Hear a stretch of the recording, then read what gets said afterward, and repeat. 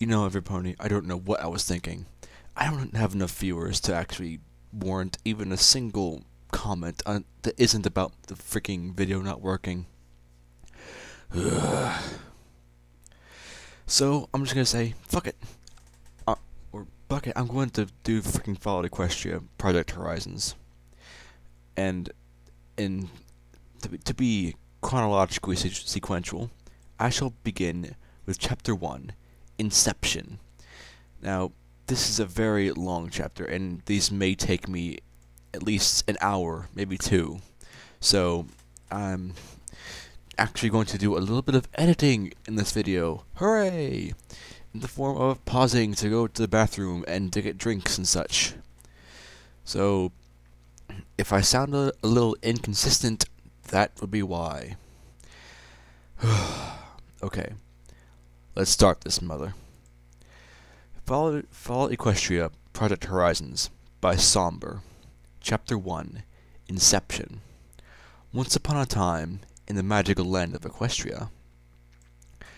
War never changes. It had consumed our home. A war fought by foreign aggressors until great and terrible magics had been unleashed to burn all of the world to ash and dust. Only our constant devotion to the princesses had carried us through that terrible war, just as our unwavering faith in the Overmare maintained our continued survival within the earth. Trust in the Overmare. Obey the Overmare. The grating buzz of my alarm yanked me away from sleep. I stuck my left foreleg out from under the blankets, away from my head, felt around for the end table next to the bed, found it, and proceeded to whack my bitbuck against the table until the right button was hit and the noise stopped. Okay. I groaned and smacked my lips, tasting the sour gunk in my mouth before rolling onto my back and huffing softly. Good morning, Blackjack. Welcome to another thrilling day in Stable 99. I half crawled, half rolled, half fell out of bed and gave myself a vigorous shake. Wait, 3 halves? Man, bear, pig, half bear, half man, half pig. Ah! Blackjack, you were not a smart pony. Okay, where was I? Life in Stable 99 was routine, with any deviation punishable by the security mares. I had half an hour to wash, half an hour to eat, and an hour to report to my duty station. The same as it had been every day since I've gotten my cutie mark.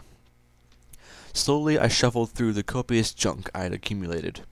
It was mostly recycled food chips and old drink bulbs, though I liked to pretend that some of the open bottles on the dresser were some sort of fermentation experiment.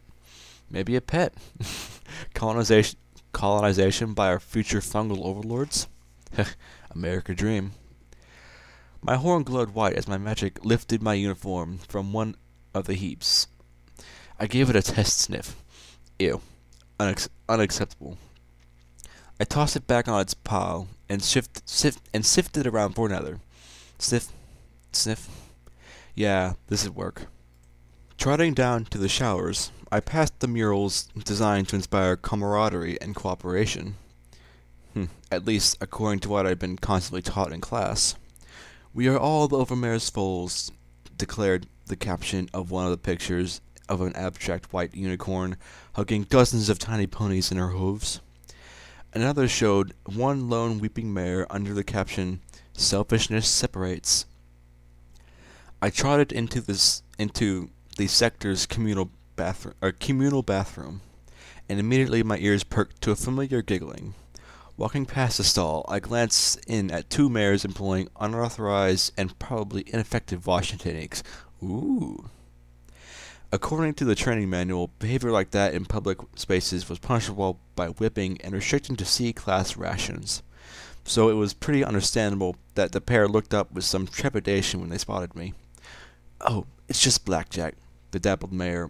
Pastels, said in relief before flushing and snapping at her partner. I swear, you are trying to get us flogged. Fun, giggled the white mare.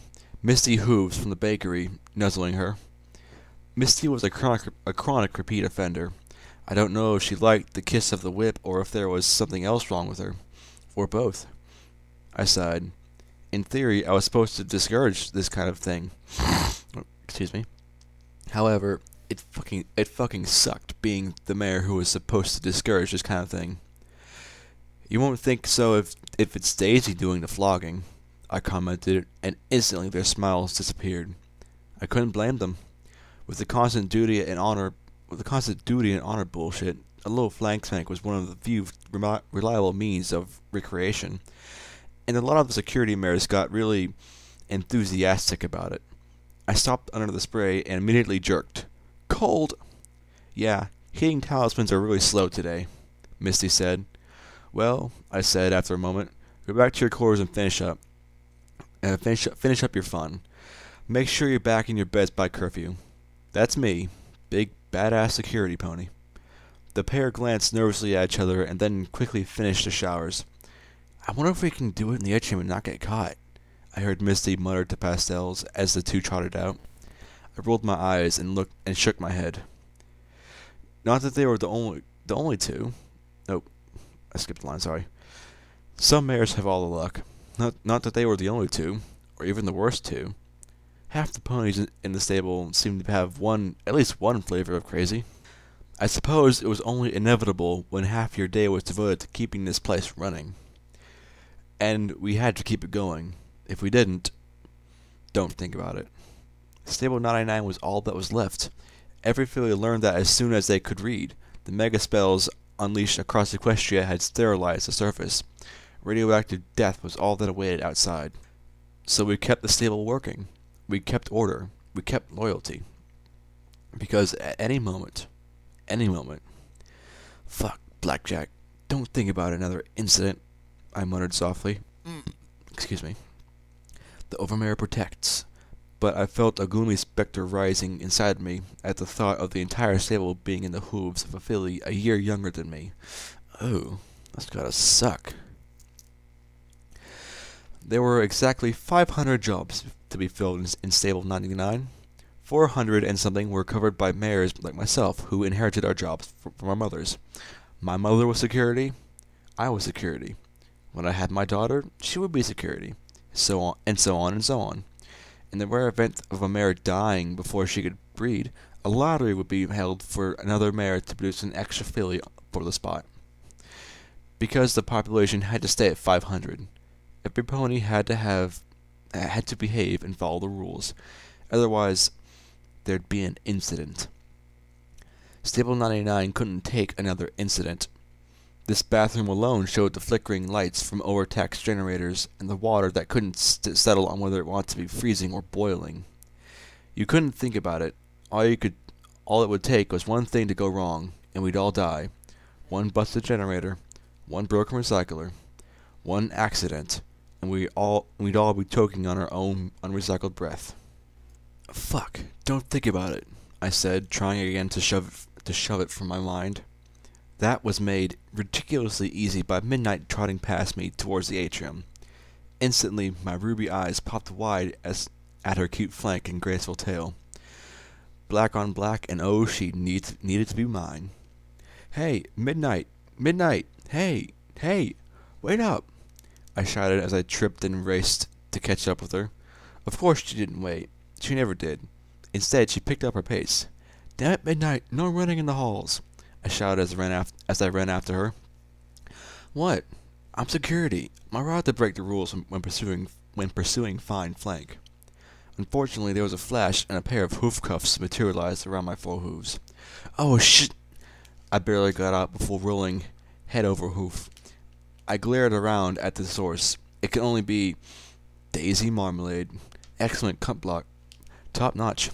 The pale earth pony mare and honey-colored unicorn both smiled at my predicament. No running in the halls, Blackjack, Daisy said, stepping out of the side halls she'd been lurking in. When Stable Tech made the stable, clearly they hadn't had mares of her size in mind. Her ears nearly brushed against the ceiling as she looked down at me with her snide little grin. Not even after Pussy. Marmalade gave an echoing little snicker. Right, you got me, I said as I held up the hoof cuffs. So... Aw, don't know the spell yourself? I thought all the security unicorns did. Marmalade does? Daisy taunted as she stepped over me. making her way towards the atrium stairs. The vapid unicorn gave a slight grin and nodded, and then both of them had a good laugh as they trotted away. I rose, glaring at their backs before hobbling after the pair. All security unicorns were supposed to know a selection of spells for policing the stable. Me? I had telekinesis. And telekinesis. And, oh, did I mention telekinesis? I couldn't cuff or stun or do interrogation spells to save my life. All the practice I'd put in merely gave me a migraine.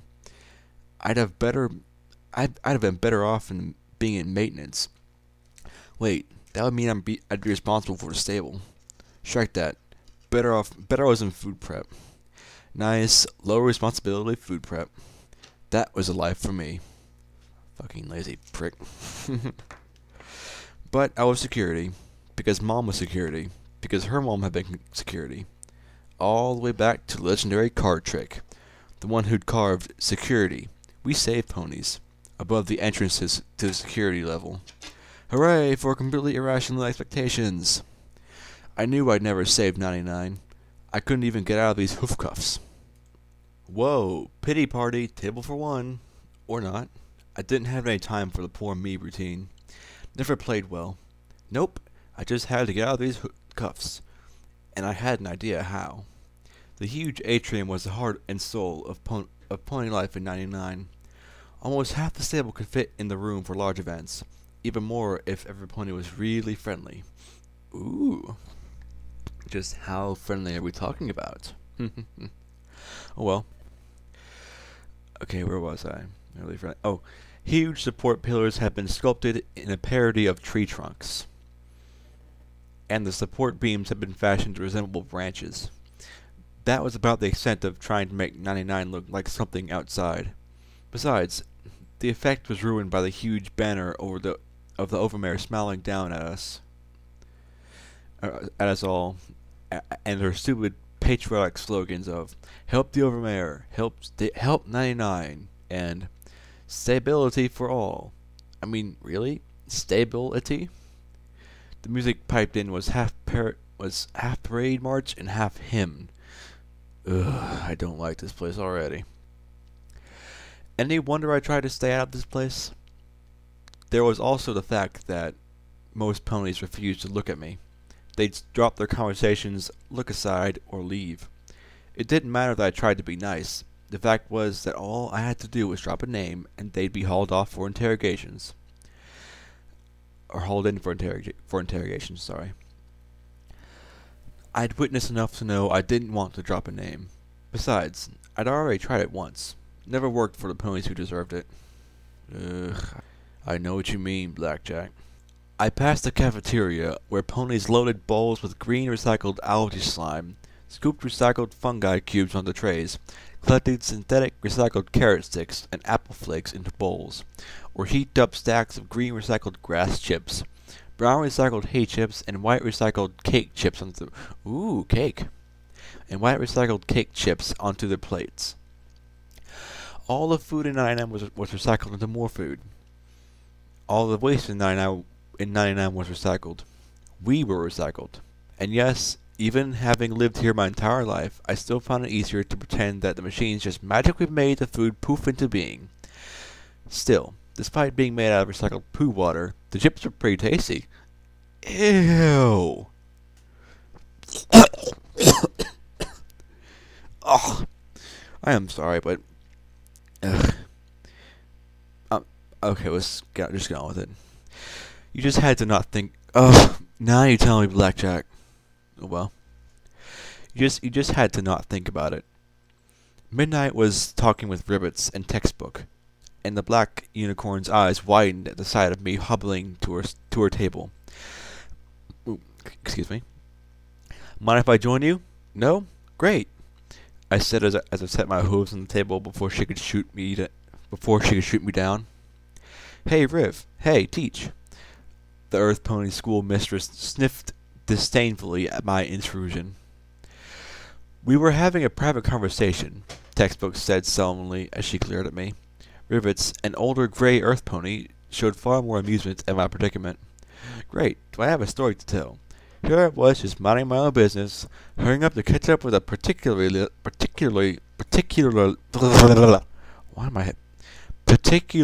lovely mare, when these hoof cuffs appeared on me like magic. Can you believe it? I asked with a grin as I tapped them on the table. So there I was, pondering and bemoaning my fate, when I remembered a certain vision of angelic equanimity whose magic far outshines my own, and whose kindness and generosity would surely compel her to free me from my predicament. I said, grinning ear to ear as I fluttered my eyes at midnight. Blackjack, I'm a pit-buck technician. Which means you're she began. Which means you're intelligent, skilled, that you possess far more competence than a lowly security pony like myself. I said as she hesitated. I almost had her convinced. I'll pay you in oral.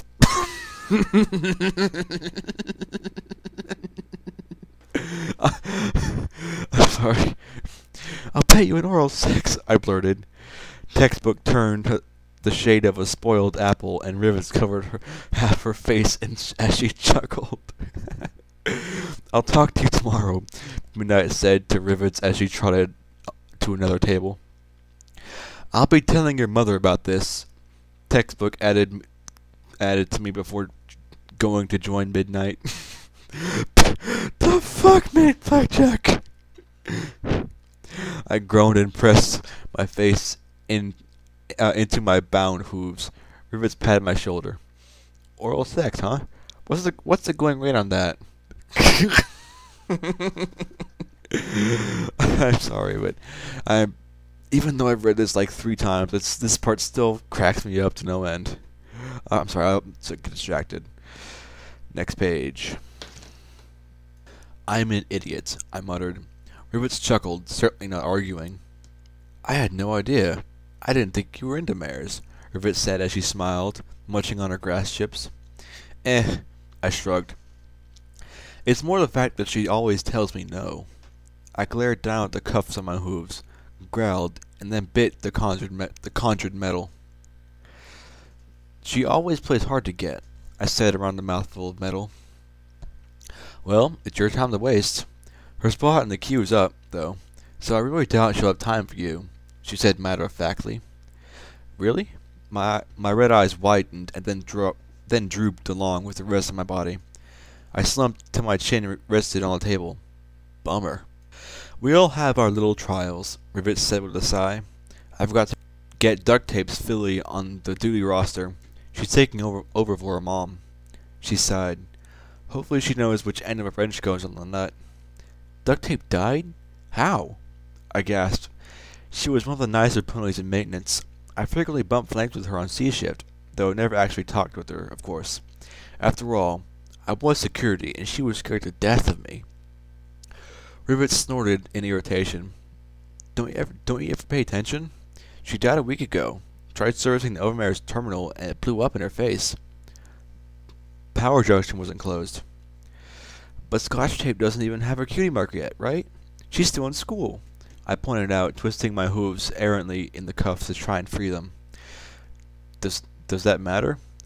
I've got 150 maintenance mares to manage, and I've got a hole on the C shift, and she's got to fill it, Rivets said firmly, narrowing her eyes as she pressed her lips together. I feel for the kid, really, but the stable takes first, last, and middle priority. She'll just have to get over it. Really? I thought the Overmare was first, last, and middle, I replied, enjoying a little smack talk. Normally it would get a grin. Look on Rivets' face now, though. I'd never seen her so angry in my life. My black and red striped mane itched terribly, and I just wished my hooves were free so I could scratch it. Rivets groaned. Don't talk about the Overmare to me. She's been throwing all kinds of special work orders and studies my way. The little foal is demanding peak efficiency, and she's countermanding my work assignments by making damn sure it doesn't happen. She reached into one of the many pockets in her utility barding and drew out a notepad.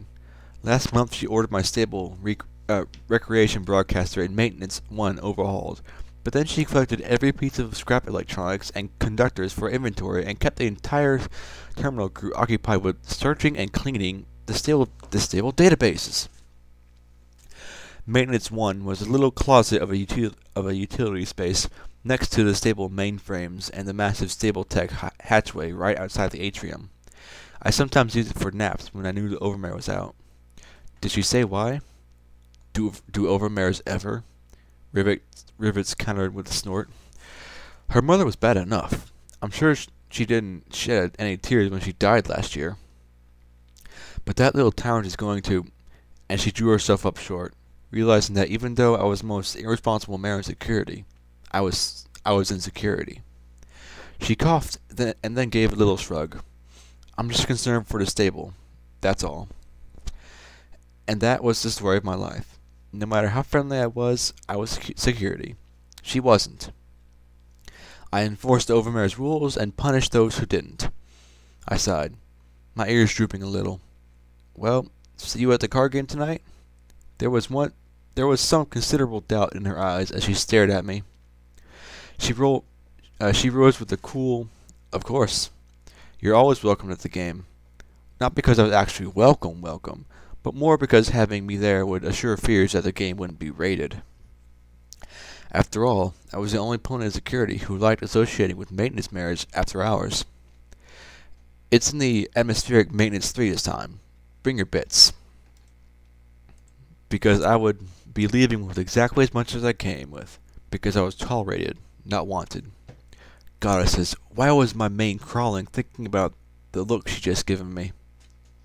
I looked at the cuffs on my hooves, feeling as if there was something I was missing, then growled as I narrowed my eyes and bit them again. There were 500 ponies in Stable 99, and 1/10 of them were resigned to the duty of protecting and safeguarding the stable, and and executing the will of the overmare. Unfortunately, we also had to frequently tackle the question of which one took priority.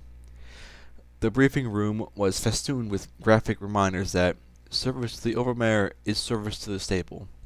I hobbled in just as the security head started with the evening briefing. The security head was Gin Rummy, a middle-aged unicorn who still looked better than several of the younger mares. Her purple head and red striped mane contrasted well, or purple and red striped mane contrasted well with her lavender coat and bright pink eyes. And those pink eyes looked right at me with immediate disapproval the second I hobbled in. Gin Rummy trotted up to the podium and flipped through her notes organized on her pit book. The microcomputer on the leg of every pony in the stable had a ridiculous amount of data storage space on it, but I wagered hers was nearly full. Holy shite. She'd been head of security for longer than I'd been alive, and I'd never known her to not be organized, confident, and secure in her knowledge of what was going on in Stable 99. Daisy and Marmalade snickered as I limped in, and I gave the rest of the security mares a sheepish grin and a shrug before taking my seat. Gin Rummy just sighed and looked at me with a slow, disappointed shake of her head. Still, wasn't much she could do. So, every pony, I want to thank you for your hard work. Stable incident reports are down to under 5% this month. There hasn't been anything more severe than a few Class C instances of violating curfew. Springs was caught this morning with a hoarding Medex, but she surrendered her stash willingly. Punishment will be 20 lashes in the atrium tomorrow morning. Oh, pick me. Can I do it? Daisy asked with a grin, waving her hoof in the air. Gin Rumby did not share her humor. Punishment will be administered by a random pony from A shift, Daisy. You know that, she replied firmly. Daisy snorted, glaring at me. I responded with my best, "What?" expression. In other news, medical reports say we're missing a male. There's a new P21 to round up for retirement, but he hasn't reported back after his last breeding assignment. C shift, your job is to sweep the stable. If a mare is sheltering him, write up the incident and escort him to detention. If not, find him, Gin Rummy said firmly. Daisy rubbed her hoofs together gleefully. Most mares simply looked bored. I tried my best not to squirm. Damn it, why were hoof cuffs so hard to get out of? Maybe because they defeat their purpose if they were easy. Every pony in Stable 99 had a job assigned to them from birth. Maintenance ponies maintained, security ponies secured, and baker ponies baked. The 40 or so males in Stable 99 were no different. They were breeding equipment. The fuck? I'm sorry. From birth, they had their segregated quarters in medical and were signed out by mares for reproductive purposes and, more frequently, recreational. There were 20 unicorns and 20 earth ponies on the breeding rotation. Once a male reached, how old was it, 12, 15? They were put into breeding. Of course, to keep the number in rotation the same, that meant that a male had to be taken out of breeding and retired. So, if there is nothing else, Jin Remy's pink eyes scanned the assembled ponies before landing on me. Very well. Oh, and tomorrow, I'd like any ponies confused about how to dispel a hoof cuff spell to please report to security at 1200 hours for remediation. Maybe I could do more than telekinesis after all. I was in the front row, and yet, magically, I still knew that every eye was on me. Amazing. Alright, A shift and B shift are off duty. C shift, the stable is yours. Daisy nodded in response, and with that, the mares dispersed to get their last shots at dinner before curfew went active. Thanks, I really appreciate that, I said as I looked at the head security mare sourly. She returned the look coolly. You're not a blank flank anymore, Blackjack. You have duties and obligations to the stable. If you can't fulfill them, then it's my obligation to train you to meet them. Yeah, except no pony ever asked me if I wanted them. She started for the exit. Hey, I called after her. And when she looked back, I sat down and raised my hoof cuffs. You mind, Mom? She sighed as she looked at me for a long moment, and finally went from being head security mare to being my mother. Trotting back, she lowered her horn to the cuffs, and with a flash she dispelled the summoned restraints. Technically, every security mare was supposed to be able to do that. Technically, every unicorn, much less every security pony, or security unicorn, was supposed to be able to do a whole slew of spells that I couldn't. Maybe Mom would get lucky and outlive me. One thing was sure. The second I became head security mare, Stable 99 was doomed. Marmalade's work? She asked in that tone that always seemed to prelude her fighting my battles for me. It was really tempting, I admit. Of course, this was why most of the security ponies gave me a lot of space. No pony wanted to offend the boss's daughter. Don't worry about it, Mom. I can handle it, I said, trying to put on my big girl look. Okay, I was definitely old enough to have it by default. But she always looked at me like I was her little blank flank.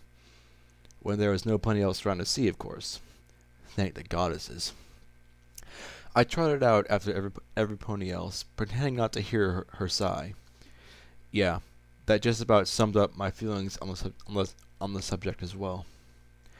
Outside, I glanced down the hallway. The uppermost levels had security, the armory, the overmare's office, and all the mainframes that ran the stable. Down at the end of the hall was the overmare's office, and the maintenance room was the mainframes. The overmare was talking very agitatedly with Midnight and a few of the other mares responsible for the information systems. The dirty white unicorn filly, who was our supreme leader, looked mad. There was nothing new about that, but tonight she seemed like she was in a grade A pissed mood, and was determined to share it. I'd never seen Midnight looking so upset. Get out! Get out! Get out! Out! Leave before I have you all shot! You're useless! The overmare concluded in nigh-hysterical shrieks. It was at moments like this that I was glad that the laws didn't allow summary execution. Really glad. Midnight! I shouted over the overmare. I shouted as the overmare returned to her office.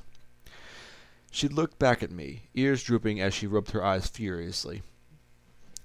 I don't have the time for your flank smack right now, Blackjack. The overmare is pissed. Yeah, I got that from around have you shot. I said as I fell beside her as we trotted back downstairs towards the atrium. Why? Midnight looked at me, then sighed and shook her head. She wants the data file, an old one. And you couldn't find it? I said with a frown. Unlike me, Midnight was actually competent. No, that's just it. It was already found by duct tape weeks ago. The thing was buried deep in the stable's archives, but she found it. God knows how. Midnight said as we stepped into the large chamber. The stable chimed out that curfew was about to begin, and all mares not on C shift were to report to their quarters. So what's the problem? It's encrypted, she said with a sigh. We can't get it open for transfer. She wants us to break the encryption, but we haven't been able to all week. She chewed on her lip. I thought that if we got it ready to transfer into a pip buck, she'd be, well, less pissed. But she was hysterical. I'd never had the overmare say I would be shot. Clearly, Midnight was shaken. I could relate. There was bitchy overmare, and then there was whatever I just witnessed. Mom wouldn't let her, I said, and for the first time in about forever, received a small smile in return. Look, don't worry about it. You'll get it eventually. Thanks, Blackjack, she said with obvious relief. Okay, this was my chance. I grinned. So I've got 10 minutes before I have to start my rounds. Can I swing by your quarters for that? On my way for that thanks bank? I gave her my best. I promise you'll enjoy it. Look. She snorted, looked back at me, and gave a flat "in your dreams" no. Then she trotted away from me as I sat down hard, watching her go. Oh, come on. I was being sympathetic. Nice. Midnight? But she didn't look back as she disappeared towards the residential quarters with the rest of the mares. Ugh, what does a mare have to do to get a little service in this place? I sighed, head hanging. So unfair. Stable 99 was arranged with one level atop another. At the apex was the overmare's office, security, and the armory and the mainframes. Underneath that were the atrium, cafeteria, stable entry, and the 24 or so recreation, education, and medical facilities. Underneath that were the residential quarters for the stable's population, and underneath it all lay the utility and maintenance levels, a section larger than all the rest of the stable combined. The recycling systems were all found down here, as were the magical generators that kept everything going. Manufacturing equipment, storeroom after locked storeroom, and, of course, all the little hidden fun spots. The makeshift stills, love nests, and the nooks for gambling. Most security ponies stayed at the top of the stable. The tunnels below were dark, undecorated, and filled with the stench of all kinds of foul-leaking fluids and chemicals used to keep the stable habitable. The overmare might have had complete authority over the top half of the stable, but this was Rivet's domain. She and her maintenance mares were always the most rebellious and independent element of the stable. One day, no, don't think about it. If there was an incident between the overmare and maintenance, well, I knew which side had all the guns and which side knew how to keep the stable alive. Hit me, I shouted over the hum of machinery as I looked at the worn playing cards. They were so old that I'd bet Rivets could tell them by the wear patterns. Good thing this wasn't poker. Rivets dealt me a 4 of spades. I really had no idea how Earth ponies managed cards. They just did. Me, I levitated them around as I looked at the other players. Tonight I was even less welcome than usual. The other 4 ponies kept muttering to each other, telling jokes and stories that left me out, and my winnings were virtually frozen. No pony mentioned the overmare. Clearly, they were watching themselves around the security mare. Because one word of sedition or talk about getting at the armory, and we'd have an incident. Please don't say something that would cause an incident. So, Blackjack, I notice you keep getting shit from Daisy and the others, Rivets said amiably as she smoked on her cigar. She'd offered me the cigar at the start of the game, a blatant Class B violation, that I'd never, ever report her on. I had no idea how she manufactured them, but it was just another indication that things were painfully tense in the stable. After one puff, I coughed so badly that she'd taken it back. They've been doing that for, what, 3 years now? Oh, longer than that, I said with a small smile, ever since my first big fuck-up. But what can you do? Well, that is the question, isn't it? Rivets asked with a spread of her forelobes, before dealing out the cards. We can't do anything. Daisy is security. You get your job and it's yours, no matter how you abuse your position. She chuckled, friendly-like, but I knew enough laughs to tell it was an act. Don't get me wrong. Your mama is a fine mare. She always tried to do right by the stable. She just won't do more. Oh, Rivets, please don't go there. Well, it's the way of things, isn't it? Is it? Rivets asked in return, with a look that made my mane crawl.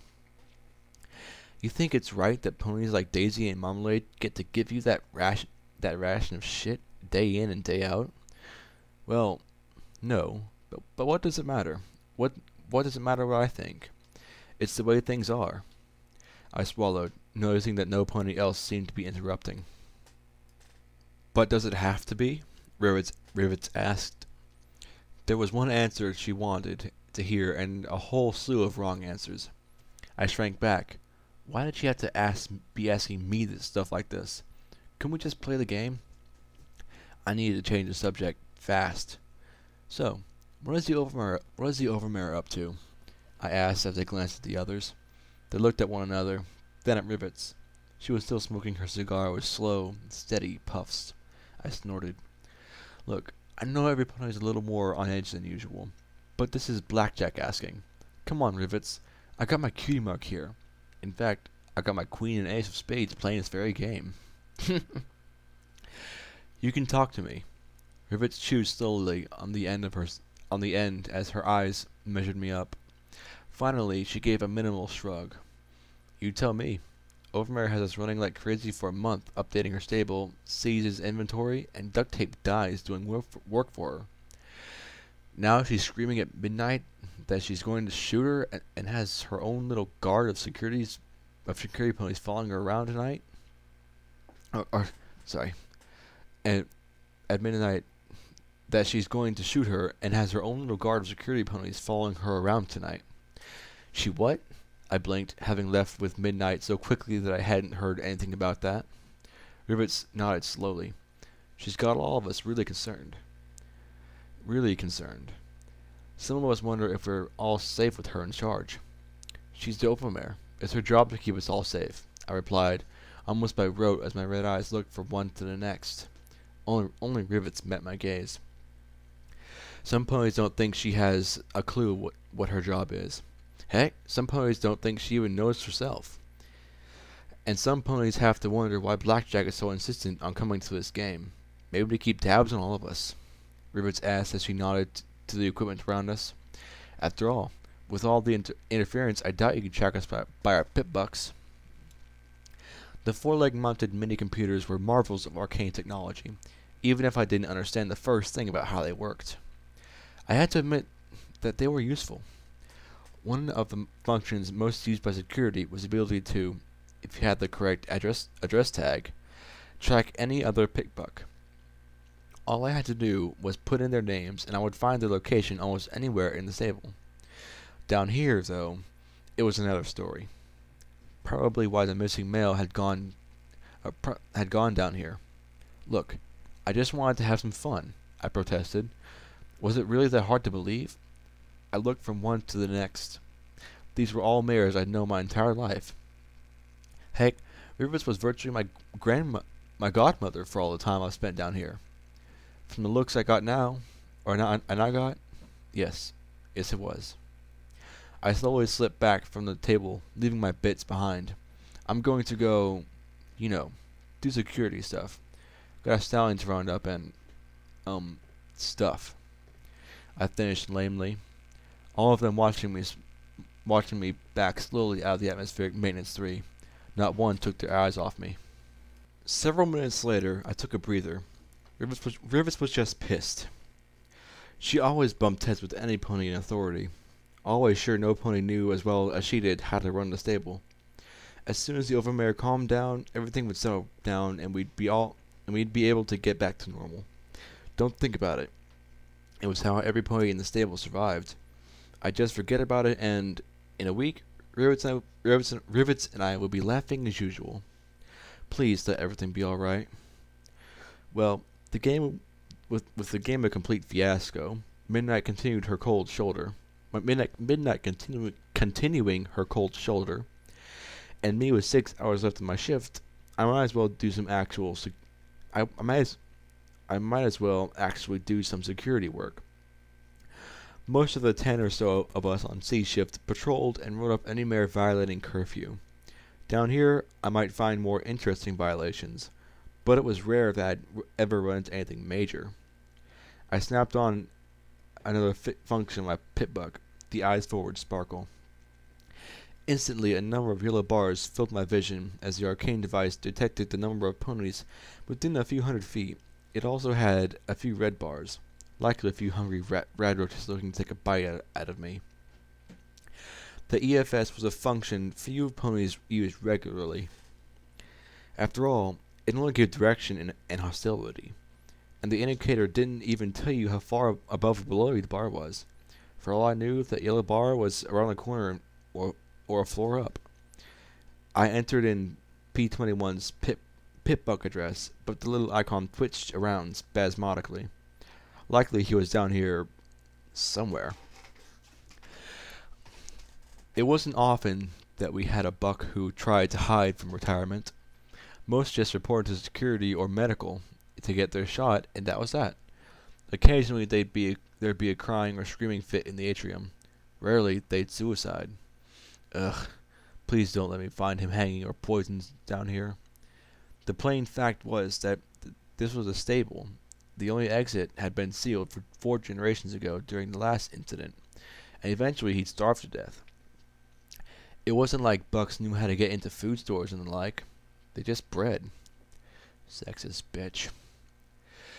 That was all they knew. That's all they needed to know, right? She's questioning. Maybe not so sexist bitch after all. There may be redeeming qualities in Blackjack. Hooray! I trotted past a row of gurgling pieces of equipment barely lit by wan yellow spark lamps. Knowing my luck, the yellow bar ahead of me was actually 1 or 2 floors above. If I was lucky, I could get through this shift without any more disasters, and if I was really lucky, talk to Mom and not the head security mare about the rising tension. The former might be able to do something. The latter we would have to crack down on rivets, or worse, tell the overmare. Then I heard a faint sniff and soft sobs over the hum of the equipment. Looking like I found my pony. Okay, come on out and let's get you up to security. A quick shot and it'll be all over. The sniffling stopped, and then a tiny olive filly with teal eyes peeked out at me. My jaw dropped as I saw the pain and fear in her eyes. Oh, you're not... Ahem. I sat hard and rubbed my head. Could this night get any worse? You're not supposed to be down here. It's dangerous after curfew. Where's your mama? She just stared at me, and her eyes dropped to her hooves. Recycled, was all she blubbered. She touched her pit book, and her ID flashed. Scotch tape, maintenance shift C. Oh. I tried to think up some creative profanity, but, I got nothing. Oh, Blackjack, do me something like this? Oh, Luna, fuck me with your horn. Ah, little Pip. Thou hast the most creative profanities ever. Back to the story. Oh, well, what was I supposed to do? If this was Duct Tape's kid, then she was supposed to be here. Should I say something about her mom? Give her a hug? Tell her she's doing a good job? Tell her not to be a cryfilly? Sorry about your mom. Don't worry, I'm sure you'll get the hang of it. I grinned at her as she clenched her eyes closed, pulled a wrench from her barding, and nodded before trotting back between the massive brown machines. I trotted away as quickly as I could. Wonderful, Blackjack. You'll get the hang of it? What's wrong with me? I berated myself as I glanced back over my shoulder. I really wasn't good at this whole life and death thing. Really, you just didn't think about death in '99. It wasn't really like death so much as one day you're there, and the next day you were replaced by your kid, and someday they'll be replaced by theirs. I was glad that Mom would probably last forever. I didn't know how I'd handle the stable with her gone. I couldn't help but reach out and touch the steel walls of the stable. Some pony had daubed "Fuck the Overmare" on the gray metal in flaking white paint, a shout of rebellion from the incident almost a century ago. The last time the stable had torn itself apart. Back then, it'd been bucks challenging the Overmare and the rules imposed by stable tech when the stable had been established. Today, it was rivets against the Overmare. Why'd I have to get stuck in the middle of this shit? And, just as I was getting a nice batch of self-pity whipped up, I stepped right into a puddle of leaking sewage. My hoof slipped in the slippery mung? That's nasty.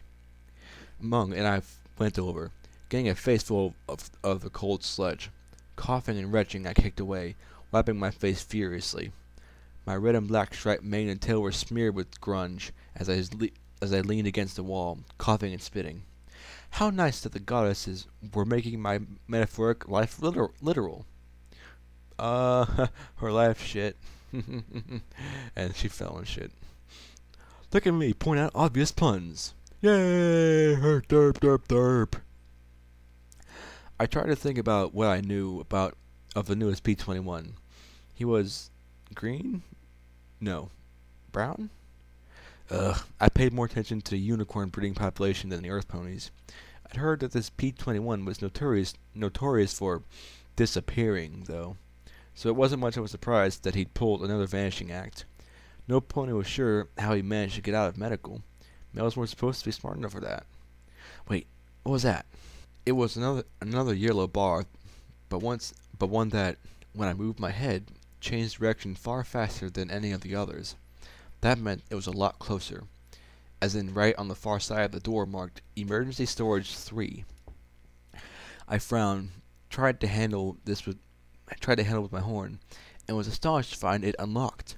Not even rivets left these unsecured. Slowly I levitated out my baton, opened the door, and flipped on the lights. Row after row of metal boxes lay on dusty shelves for the day another incident occurred. Of course, there weren't any weapons or ammo, but clearly some of these boxes had been opened. I toggled the lamp of my pit buck, flooded the far depths of the chamber with light. There, in the corner, hid a blue earth pony mare in ugly gray utility barding. I immediately relaxed as she watched me with worried blue eyes. Sweet Celestia, what are you doing in here? I thought Rivers kept this place locked up. I'm sorry, every pony. She just looked at me with wary eyes. Just getting some stuff for rivets. Her soft voice was surprisingly deep for such a puny pony. I'll just get it to her, she said, slipping on her saddlebags and starting slowly towards the exit. But as she drew close to me, I frowned. I knew all the mares on the C shift, and the only blue earth pony was a medical mare. What shift are you on? I asked with a little frown. C shift, of course. She swallowed as she turned, facing me and backing away. Right, I said as I frowned at her, slipping into full security mode. I might not have found the missing male, but hopefully this would redeem me a little in Mom's eyes. Still, why would anybody want to steal century-old supplies was beyond me. Identification, please. She gave it by turning the bolt for the door. Now I might not be very good at magic, but I definitely knew how to swing a baton and tackle a fleeing thief. She made it a half dozen steps out the door before my glowing stick swept her legs right out from under her. As she went down, I jumped onto her back and was amazed when she went completely still. Okay, identification. She didn't move, didn't respond in the slightest. She just lay there, shaking and crying silently. I frowned and reached over to use my security override. P-21, breeder, retired from service immediately. Flashed on the screen of his pit book. You're the new P-21, I muttered, staring down at his saddlebags and clothing, keeping him pinned with my hooves. I stripped him of his stolen goods. Sure enough, those were parts that didn't belong to any mare. What in the heck is going on here? He didn't move. He simply lay there with his eyes closed, curled up. Saddlebags full of food, a utility mare's outfit. Had he planned on trying to actually live down here? Like all bugs, his key mark was a white male symbol with dots underneath it. His had 2 rows of 10 white dots. Below that would go 1 more dot, though I was never sure why, since after that he'd be heading straight to retirement. Well, time for the next bit. Ahem. According to Overmare and Sabletech bylaws, you are to be escorted to security for final processing and chemical retirement. You are obligated by stable laws to accompany me, or you will be compelled. Do you understand? Goddesses, I hated playing the security mare part. He knew the rules. I knew he knew them. He knew I knew he knew them. Why did I have to pretend? Meanwhile, he just lay there like a blue doll. His eyes went wide and glassy. Just kill me. It's what you do, isn't it? P-21 muttered. I blinked down at him in confusion. It's not my place to kill you. I'm not an executioner. You're going to be, retired. I tried to grin and put him at ease, because bucks sometimes did stupid things. It wouldn't be the first time one attacked me without provocation. He looked back, and his eyes slowly drew into focus. I'd never seen a male look at me like that before. The cold anger inside made me wonder if he really was going to do something crazy. Like you retired him? He replied softly, his storm blue eyes darkening as he stared at me. I think you're confused. Medical takes care of the actual retirement process, I said as I backed away. You're all murderers, he muttered as he rose to his hooves and looked back at the stolen clothes and supplies too. I was so close too. With that, he started to walk slowly toward the stable's central staircase. Close to what? I asked, but he didn't answer. I couldn't blame him. If I were about to be retired, I doubted I'd be in a chatty mood. Still, it was hard to take him calling me a murderer. I'd never killed any pony. Oh, I'm sorry. I followed him closely, baton ready in case he came back at me. We trotted past an open doorway to a storeroom, and the olive filly peeked out with sad eyes as we walked by. I wish that was all that happened. Just as we reached the stairs to the higher levels of the stable, a baton wielded by a pale yellow mare whirled out from a side hall and struck his rear knee with a sickening tearing pop that signaled a damaged joint. He fell to his side, screaming in pain as Daisy and Marmalade stepped out. The huge pale mare spat out her baton, caught the strap on the end of her hoof, and twirled it. About time we found the missing penis. She slammed her hoof into his face as he tried to curl up in a tight ball. And he's with you, Daisy added with a grim grin. Bonus. Daisy! Marmalade! What the fuck do you think you're doing?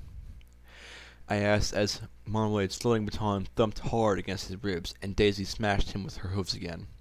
Saving medical some work. This little fuck's had us down here for hours, she said as she grinned at the Marmalade. So I figured we'd take care of him ourselves. What the fuck? You can't fucking do this. Medical retires ponies, not security. Was I actually quoting stable bylaws now? The worst security pony in the stable? What the hell is happening here? Oh, he's fighting us, Daisy said as she circled him. and brought her hooves down on his swelling knee. Resisting security. A real dangerous case, right, Marmalade? Oh, excuse me. The honey-colored mare nodded with a dumb grin. Dumbass bitch. And just like that, they set themselves to beating him to death before my eyes. I wondered if this was some kind of nightmare that I'd wake up from, but as he cried out in pain, I clenched my eyes closed. Just wait a few minutes and it'd be over. Just do nothing, Blackjack. Don't think about it. Don't think about it. Don't think about the thumps and cries and sobs and the begging. No! Security saves ponies. I looked at the pair beating him in glee and charged Marmalade first. Last thing I needed was another pair of hoof cuffs on me. Her orange eyes widened in shock as the baton cracked loudly against her skull with such force that she tumbled over. God, I hoped I hadn't killed her. Daisy's shock transformed into rage much faster. What the fuck do you think you're doing? He's a fucking worthless male. He's disposable. She charged, and while normally I'd back away from her kicks, this time I charged to meet her. Our chests slammed together, and was all I could do to keep from being crushed under her. Sweet Celestia, how much did she eat to be this strong? As we struggled, though, I still had one advantage she didn't. My horn flashed white, and as I wielded the baton in my magical grip, and one more thing I could do with telekinesis. With another thought, I triggered my Pip-Buck's stable-assisted targeting system. The SATS was a magical spell that momentarily slowed time almost to a stop, and let me line out my attacks perfectly. Each attack cost some spell charge that had to build back up over time. But right now, I wasn't going to waste any of it. 3 baton strikes to the head. The spell even gave me the probability of each strike landing. Triggering the spell, time sped up, but still seemed to move at a crawl, as my baton rose and fell soundly upon her head. The first split the skin above her eye. The second busted her nose. The third missed. Still, when the spell faded and time fully resumed, she staggered back in shock. I stood over the fallen stallion, swinging the baton all the force I could as she retreated for once. Then Marmalade rose, looking at me with a hurt, betrayed expression. Suddenly, this looked bad. Then all our Pip-Bucks crackled, the built-in radio squawking. All C-shift security personnel are to report immediately back to security. Repeat, all C-shift security personnel are to report immediately back to security. Daisy stared into my eyes as we both panted, my baton trembling in the air before me as I stared at her, heart racing. This wasn't training, with Mom watching and the other mares keeping an eye on me. If they came at me, it would be to kill the male beside me. Even if he was slated for retirement, he didn't have to die like that. No pony should die like that. Period. Forget it. You can handle a little cock. I'll report you're bringing him in, Daisy said sourly as she touched her bleeding nose and then glared at me. One day, I'm going to have your fucking head on a stick, Blackjack. Promise you that. I swallowed, doing all I could to keep my magic focused on my baton. Maybe, but not today. The metal rod wavered in the air, my heart thudding in my chest. Despite fear in my gut, the baton remained upright. She harumphed and made her way up the stairs. Marmalade gave me one last confused, injured look before following her up. I felt bad for that. I doubted Marmalade would have ever hit any pony if Daisy hadn't hit him first. Once I felt that they weren't going to double back, I knelt and began to see to the buck. Aside from his swelling bruises, the worst thing was his rear leg. Limbs weren't supposed to bend that way. Ew! I've seen a broken bone before and a dislocated knee, and that's just nasty. I swallowed as I looked around, feeling panic rising in my throat. I wasn't a medical pony. I couldn't do a healing spell to save a leg. Then I spotted the olive filly watching us from down the hall. You! I need a first aid kit, please, right away. She gasped, and for a moment I was sure she was going to run. Please, help me. She swallowed, gave a nod, and disappeared. Why? He asked softly, eyes clenched in pain. Why did you stop them when they're just going to kill me anyway? Because I felt lame and confused. Because I had to, alright? Now stop thinking about it and just hold on. He didn't say another word, instead simply looking at me with confused anger. I needed to keep him talking. What's your name? He looked at me like I was an idiot, despite the pain in his eyes. I'm P21.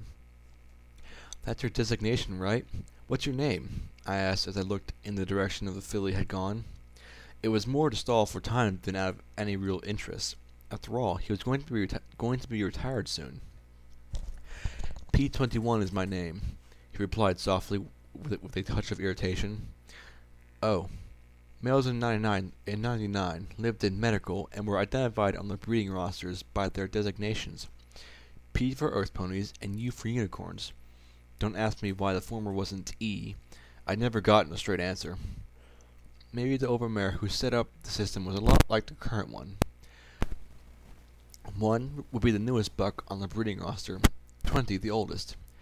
Being 21 meant that a male was to be retired. Somehow, though, I always figured that they had their own names in their quarters. Names were like cutie marks. Every pony had them, even males. Excuse me. Then again, looking at the breeding mark on his flank. Funny, but when I was with the male, conversation was the last thing on my mind. Heck, this was the most conversation I could recall ever having with one. I thought for a moment that maybe the filly had run off, but she returned a minute later with a small yellow medical case marked with pink butterflies. Setting it next to me, she opened it up, and I was at once glad to see that no pony had cleaned it out. The cases were supposed to be stayed stocked at all times, but sometimes ponies would steal the contents for one reason or another. There were 2 healing potions, small bottles of rich purple fluid capped in plastic. All a pony had to do was bite hard on the end, crack the seal, and suck down the magical healing contents. As he gulped down the contents of the bottle, his bruises immediately began to disappear. His leg, however... I'm going to have to set this, I asked as I looked at the limb. You know how to do that? The olive filly asked. P21 just groaned as he clenched his eyes shut. Nope, I replied and took out the syringe of Manax painkiller.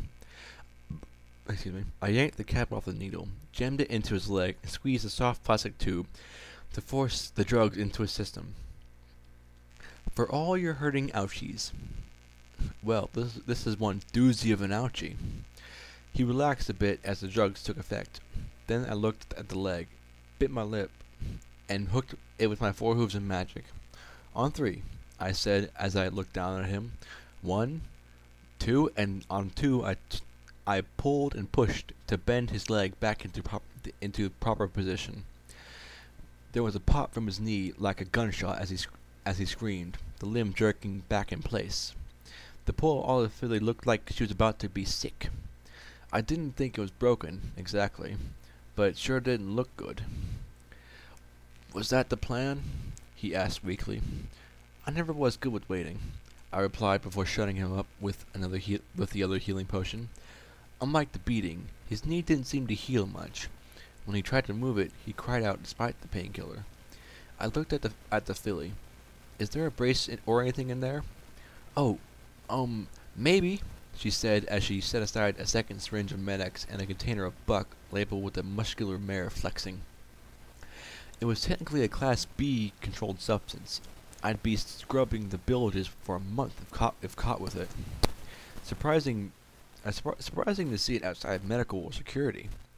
Then she pulled out a black leg brace for broken limbs.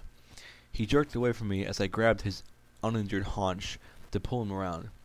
Oh, stop it, you baby, I muttered, but he simply closed his eyes and shook as I strapped the brace in place. Bucks are so weird. Would he have preferred hobbling upstairs to medical with a bum leg? Finally, I moved away from him and shook a tablet of buck from the jar. Here, eat this, I said and pressed the carrot-flavored medicine to his lips. Slowly, warily, he chewed on it. I looked at the filly. Thanks for your help. She gave me the first hint of a smile since I'd seen her. Sure, I'd better get back to work before rivets blow the seal or something. She gave a little wave before running back the way she'd come. The chems fortified him enough to get him to his feet. "Why do you keep helping me?" he asked as I supported him enough to get his legs under him. "You're just going to kill me." I lowered my gaze. "Well, I can't stop that, but at least I can try and help you. It's what security mares are supposed to do." Security during siege shift was normally a place of quiet tedium. Reports for the next day had to be filed and firearms practice had to be carried out. But neither of those were what any pony would call exciting. As we finally reached the top of the stable, though, something felt very wrong. There were only 10 security mares on C shift, including me, and for the first time since I had started working in security a few years ago, we were all in here together. The 7 other mares clustered around Daisy and Marmalade, talking in low voices as I limped in with P21.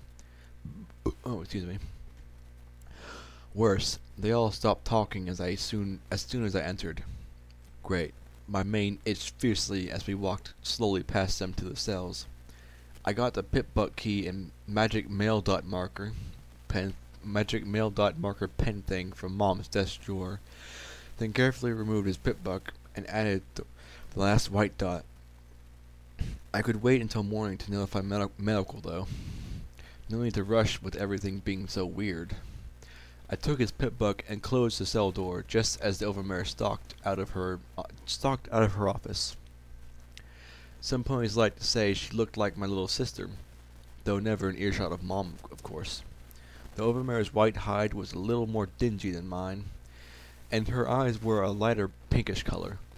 Her mom had once styled her mane in elaborate curls and dressed her up in fancy outfits, but since her death a year ago, the overmare had chopped her dove gray mane short and wore nothing save her pip-buck, almost flaunting her stable tag logo cutie mark. Fucking bitch. I always assumed that being overmare was a stressful position. You had the whole stable on your shoulders. Despite that, the overmare usually managed to keep a neat appearance. Now, though, she looked like hell. Her eyes were bloodshot with huge bags beneath them, her mane resembled tangled wool, and she smelled.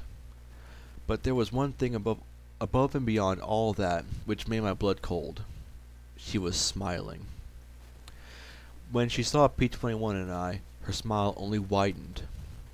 "Oh, you found my trick pony," she said, clapping her hooves together in glee. Her trick pony? P21 stared straight ahead, his eyes unfocused pinpricks as she walked up to the bars. "Oh, we're going to have so much fun. Oh, yes we are. Yes we are. You're going to be mine forever. Yes we are." I glanced at the other security mares. Not one looked back at me.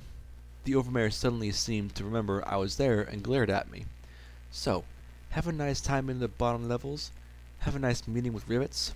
"I wasn't meeting with Rivets," I said, trying to look more clueless than usual. "Lies!"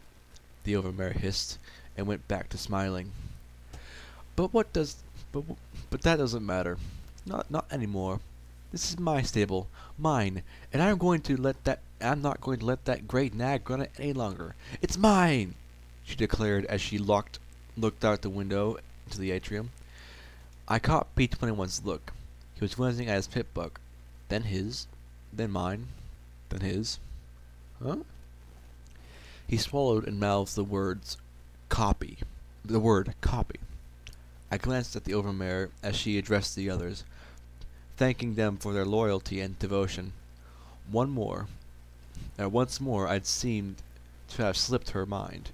I quickly connected the 2 pip-bucks with a cable, and I hit the Copy All Files button and dumped the data into an evidence file. I might not be able to manage a security spell to save my life, but I could at least move buck files from A to B using the clearly labeled button for it. In my EFS, I saw the progress bar slowly fill. "Is that his pip-buck?" the overmare asked with a snap. Yes," I said lamely as I curled it with my hooves. Hopefully she didn't see the connection. "Give it to me," she replied imperiously. Certainly," I asked, wondering how I could stall as the little bar filled up. "What for?" That is stable security business." she replied in a low, dangerous voice. Aren't I stable security? Her lips turned up in a nasty smile. I don't know. Are you? Or aren't you? Why don't you tell me where Rivets and 30 other maintenance mares are hiding? Do they have weapons? Are they planning on sabotaging my stable? I don't know, I muttered lamely. Lies! She hissed as her magic reached out and grabbed his pip book from my grasp just before the files finished transferring. A big error message flashed across my vision. She tossed it to Marmalade. Make sure everything on there gets deleted. I don't want anything going wrong, she said as she trotted to the armory door and opened it with her pip book. Every pony get armed. And then she looked right at me. Except for you. What are you doing? I asked as Daisy came up and shoved me hard into the cell with P-21. The pip book fell out of the pocket, or the pip book key fell out of the pocket I'd stuffed it into, and clattered on the floor, making me wince. If it was damaged, I gathered our speech from Mom about taking care of our tools. Taking the stable back. We're taking back the stable, the overmare said with a satisfied smile as every pony else armed themselves with shotguns and security barding. With 9 security ponies, I gaped. I can't be sure of your mother. I've ordered Rivets to arrest several times, and she always gets in my way. Because without Rivets, the stable is doomed. I don't know who I can trust on the A or B shifts. Who will side with me and who won't? She smirked as she looked at Daisy. Fortunately, some ponies have proven themselves far more loyal. So just sit tight. This will all be over in a few hours. After that, the 10 of them marched out of security. Daisy looked back at me with a decidedly nasty grin. Why did I suddenly feel like P-21 wasn't the only pony in deep in the recycler? Whatever they were doing, they were certainly taking their time. I was left in one corner while P-21 sat silent as a blue statue in the other corner, in the center of the cell. I looked at the diminutive pony. There was something vaguely familiar about him. Oh, excuse me. But I felt that way about half the stable. All I knew was I needed to get out of here and, tell Mom? Would she actually stand against the Overmare? I wanted to say yes, but the more I thought about it, the less certain I was. She never countermanded the Overmare unless she had some clear evidence that what the Overmare was doing would endanger the stable. She always put the stable first. Always. That left me locked up with a buck who wouldn't say 2 words to me. Flipping through all P-21's files, trying to find anything that I could use for when Mom got here at the start of A shift. Unfortunately, the broken connection had given me a whole slew of static and corrupted files. Do you know what she's doing? I asked for the umpteenth time, but he just looked at me and then looked away again. Given he was set to be retired in the morning, unless the Overmare did what she was planning, whatever that was. Why couldn't they just do this to a smart pony? I insisted, getting a small smile from my troubles. No answers, though. His breeding queue for the last few months had been booked almost solid by the Overmare. And then, duct tape? No mare ever got exclusive access to a buck like that. I gave him I glanced at him and stumbled across an intact audio file. I didn't have anything better to do, so I played the intact section. It crackled once, and then began to play the noises of 2 ponies bumping flanks.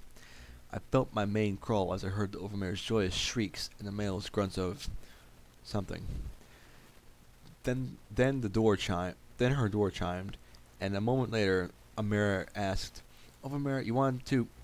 Oh, my. The sounds of coupling trailed off, and the Overmare grunted. You're early, duct tape.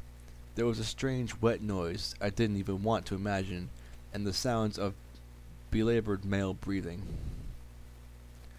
I don't want to be late. I didn't want to be late, she said in a worried voice.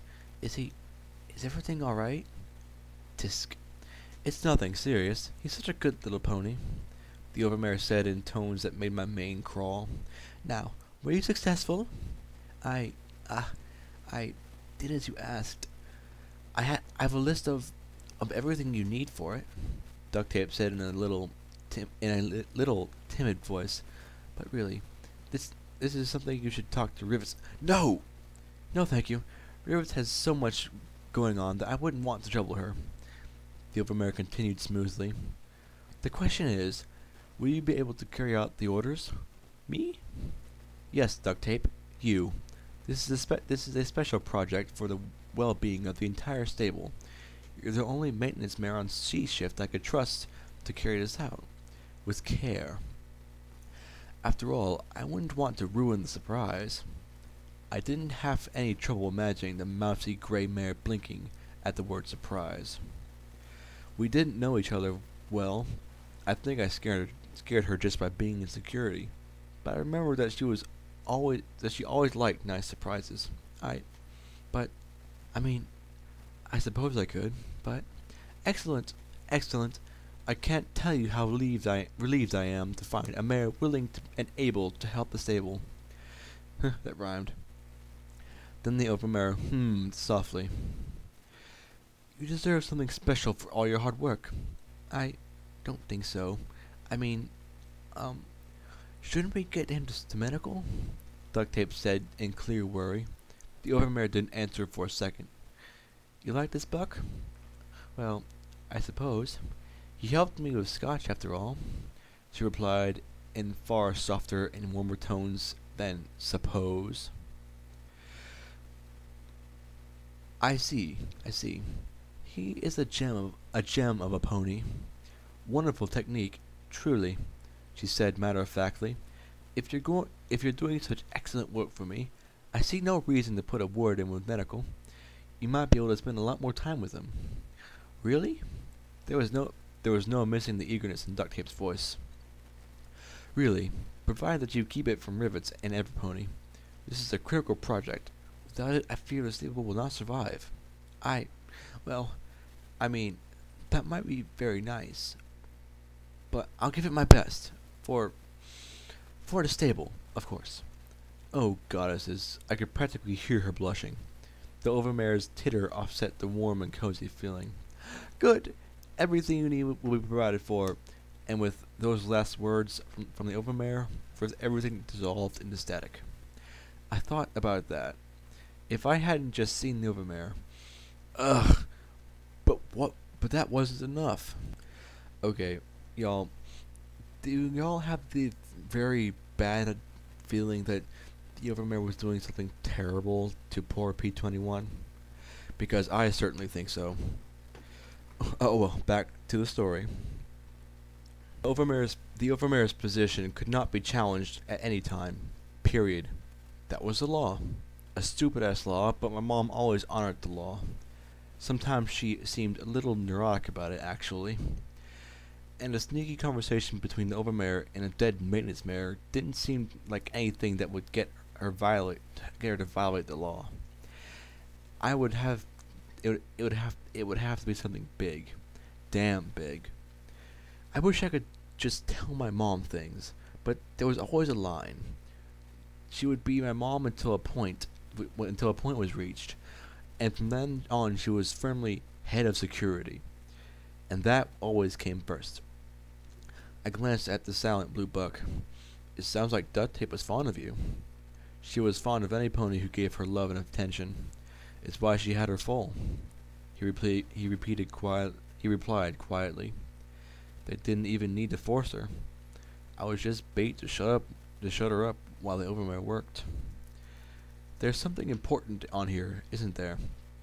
I said as I waved my pit buck at him. She knew you had something, didn't she? That's why she made sure to have it erased. He gritted his teeth, closing his eyes. I imagine he wasn't feeling too good right now with the medics wearing off. Help me! I finally exploded at him. Why won't you help 99? To hell with you, this stable and every pony in it! He shouted back at me, his eyes blazing as he looked for a moment like he wanted to attack me. Then he slowly relaxed, fighting for calm. My whole life, you mares have fucked me. Now you're getting fucked by your own. It's nothing less than you deserve. I blinked at him in shock. How can you say that? The stable is your home. We're your family. We're all that's left in Equestria. He gave me a sharp, angry look. I couldn't believe how selfish he was being. If that's how you feel, then why tell me to copy the files at all? Why not just let her destroy them? His angry eyes looked away. Slowly, I approached him, and he winced as he backed away into the corner. His eyes kept twitching from mine to the floor and back again. It was annoying. Look, I'm sorry the rules are what they are. If I could just let you go, I would, but I can't. If you know what she's doing, or what's going on, something I can bring to the head of security, then help me. He clenched his eyes shut. If I help you, you have to help me. He looked at me again with a ferocious glare. You have to let me leave this place, he said in slow, even tones of carefully measured control. Even if I die outside in 10 seconds, at least it will be 10 seconds free. Oh, that's deep. Wait, what? You wanted to die outside? You wanted to die outside rather than be retired? Okay. If there's any way I can, I will. I nodded. He stared back at me, and I gave him the most sincere smile I could. Finally, he nodded as well. Sweet, it's a plan, I said as I clapped my hooves together in glee. Okay, my only ally at the moment was a reluctant, wounded, pissy male, but I'd take what I could get. He stood, then lifted his tail, carefully pulling out a bobby pin and extracted a small screwdriver from his body cavity. Ew. I blinked, realizing that I'd botched search protocols.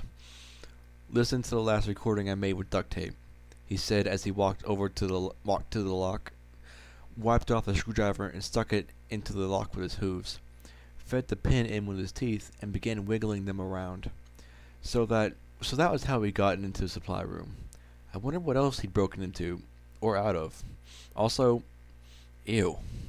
I hear you there, Blackjack.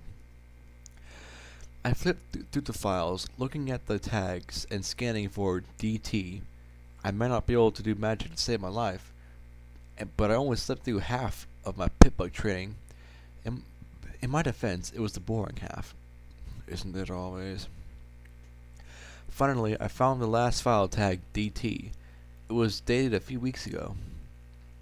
It began, as I expected, with the sound of slapping flanks. I blushed, listening to duct tape. Doing it was different than listening to the overmare. She actually sounded like she was really liking it, or like she really liked it. Funny, I never expected her to be so loud. Ooh, we got a screamer. Afterwards, they settled down into the little kisses and nuzzles. Then her soft sigh. This has been so wonderful. It feels like a dream come true. The overmare has been so wonderful lately. P-21 said nothing right away, but then muttered in a low, flat voice, "Yeah, she can be nice, sometimes." From the way he said it, I expected that sometimes meant the times when she wanted to get something from some pony. Duct Tape gave a little giggle. I was talking to her the other day, P-20. She says that when her plan is over, you can stay with me forever. You can be my what was it again? Oh yes, husband. We can be the first ponies married in 99 cents. You know, the bad thing happened. That had to be the incident she was talking about. P-21 responded with a monosyllabic And we can have another full together, or two, because once we're out, we won't need the quotas. What? P-21 said softly. Out of what? Duct Tape cussed softly under her breath and then sighed. Well, I guess you won't tell any pony. She gave a little giggle, but P-21 remained silent as duct tape went on. The Overmare has gotten into contact with stable tech. The outside is safe and clean, and we're all going to be able to leave the stable soon. She gave another joyous giggle. In fact, she's getting a broadcast from stable tech right now. What the fuck? Stable tech built Stable 99 and set up the rules and the Overmare. Going outside? But every day, the stable broadcast told us the outside was a death trap. How? The door to the outside was sealed after the incident, he muttered softly. Well, just because it was sealed once doesn't mean it can't be unsealed. You know the parts that the Overmare was inventorying? Well, I fixed the door. I even programmed the Overmare a special code to open and close it. See? I heard the sound of a pip buck beeping. And she said that the outside is safe. Mm-hmm. I even took a little peek myself. I think it's... What did the text call it? Winter? It was all cloudy, but I saw trees. They didn't have any leaves, but there were trees. I couldn't imagine a tree. Not really. Trees were pictures in books, so I could only picture grainy green blotches as far as the eye could see. You could survive out there. We all can. We don't have to stay here anymore. But why keep the secret? If the door is open and it's safe outside, well, Stable Tech is afraid that all the ponies in here will freak out. The Overmare wants to avoid a panic, so she's only been told a few ponies. I don't even think Jin Rummy knows. Stable Tech says they needed a special data file from the stable that will tell them how we've been doing the last 2 centuries. EC1101. So she's had me extracting it from the system. It's a doozy of a file, and buried pretty deep. There wasn't a response from P-21. Then she said softly, I thought you'd be happy. What? Oh, it's just a lot to take in, he said quietly. Then he said softly, Dux, do you trust the Overmare? Of course. We all must trust the Overmare. She's our protector and our guardian. We'd be lost without her, she said in the rote fashion like half the mares in 99. Of course, I'd say the same, but I'd be thinking sarcastic thoughts while I did. P-21 was quiet for a minute, then said softly, Don't trust her. Not for a second. What?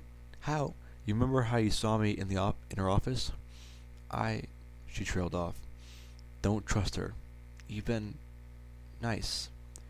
One of 3, and so I'm telling you, don't trust her. Protect yourself. Protect your filly. There was an uncomfortable silence. I suppose I could throw an encryption on it. Something she can't crack till she promises to let us out. She mulled softly. Maybe make the password that name you like so much. Huh? Which name? She was going on about algorithming or something, and a few seconds later, the recording cut off. Stable Tech, going outside. This was huge, epic, a real game changer. With Stable Tech here, all the Overmare and Rivet's pony shit didn't matter. Maybe I wouldn't have to be security anymore. Maybe don't trust the Overmare. That was what P-21 had said. And that was the look in his eye right now as he worked on picking the lock on the door. And then suddenly I remembered an old pony saying, if something sounded too good to be true, it probably is. If the Overmare was serious about this, she would have told Mom. She's getting a broadcast right now. I glanced at my pip book. There were dozens of radio channels on it, but only 6 were used by the stable. I checked the security, but it was dead during C shift. Then to maintenance and the dry chatter about a recycling pump malfunctioning and the bilges and that Scotch tape should get right on it. Service was dead since the cafeteria and food recycling were shut down during curfew. Medical just had the automated message about locating P-21 for retirement. Recreation had the regular looping brass band, and glory to the Overmare. Education had a dry recording about how Stapletech had placed the Overmare for our protection, which would be suspicious if I hadn't heard it a million times. Then I clicked over to the next channel. Static. The next, and the next, and the next. Beep beep boop beep boop. Beep beep boop beep beep beep beep beep beep. Suddenly streamed out of my pip-bug. I had no idea what it could be. Some sort of pip-bug jabbers? It was faint, though, and with many little crackles and breaks in the signal. That meant it was probably coming from outside the stable. It was so weak that I doubted the signal could be detectable on the lower levels, even if a pony was bored enough to go flipping through the static. I recorded about a minute of it, hoping it would be enough. That was it. I needed to get out of here. I needed to talk to Mom. Except, would it be enough? Mom, I wanted to think that she'd believe me, that I'd be more than Blackjack the screw-up, that she'd take it seriously because it came from her little blank flank, or that she'd stay in security head mode and accept the evidence I had, and would do something about the Overmare. Then there was a soft click and the door to the cell opened. I gaped in astonishment as P-21 put the bobby pin back in his tail end. Okay, closing mouth before it becomes an escape chute from our stomach contents. You did it. How? Where did you learn that? Have you ever spent a week with a bobby pin, a screwdriver, and nothing to do but wait for Mare to want to breed you? He asked back. I'm sure even you could figure it out eventually. Don't count on it. If I need a lock opened, I get a key. I countered as I pushed open the grate and trotted into the deserted security section. Oh, key. Reasoning that I might as well not make things worse, I scooped up the pip-buck key and pen thing and put them back in the drawer. Right. Back to the Overmare going crazy. I could try and get Mom on the radio, but I knew that Daisy and the others would be listening to that channel. Every pony else would be asleep or under curfew. Look, I need to get down to tell Jin Rami about this. Oh, excuse me. Then I looked down the stairs. I also needed a gun. Goddesses, was I really thinking of shooting security ponies? Even Daisy, the thought of such a thing made my stomach churn. No crime was worse than murder in the stable. Killing another mare was robbing the stable of some pony needed to keep every pony alive. But if the Overmare was up to something, I trotted to the armory door and hoped I wasn't going to set off an alarm or something. Normally Brenny Buck would be stationed outside during C shift, but she'd left with the others. Can you open this? He glanced at it and then moved over to the terminal next to it. Maybe? With some time? He unlocked the door of the terminal? He caught my surprised look and rolled his eyes. Look, don't you have a mare to warn? Right. He was a smart pony who knew about locks and terminals and, despite being male, probably a lot of other things I didn't. Great, even the males were better than me. But enough of that. Now I was definitely not the time for self-pity. Okay, I'll be right back. Oh, how I hoped I'd be right back with Mom and all of A and B shift behind me. I picked my way down to the atrium and heard the Overmare and Daisy's voices raised in argument. But with the echoes and distance, I couldn't make out specifics. I crept across the wide open space, trying to use the reinforced columns as cover. Then Marmalade glanced back across the atrium at me. She blinked, then gave a simple little smile and a wave of her hoof. Smiling slackly, I returned it and nipped into the cafeteria before any pony else noticed. My heart hammered in my chest, and I didn't dare glance back towards the tiny chamber off the atrium. I didn't know what the Overmare was planning, just that it was time for the shots to be called by a smarter pony than me.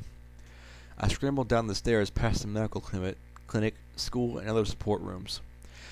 I was in such a hurry that I smacked my head into the door to the living quarters before it fully recessed into the ceiling. Eyes watering, I rubbed my noggin and clenched my teeth. Mom! Mom! I shouted as I raced into her room. Then I saw that her bed was still neatly made, and for a moment I felt my heart stop. She wasn't here? Why wouldn't she be here? She was always here. Except now. I sat hard on my rump, thumping my head with a hoof and not helping my headache at all. Think, Blackjack. Think.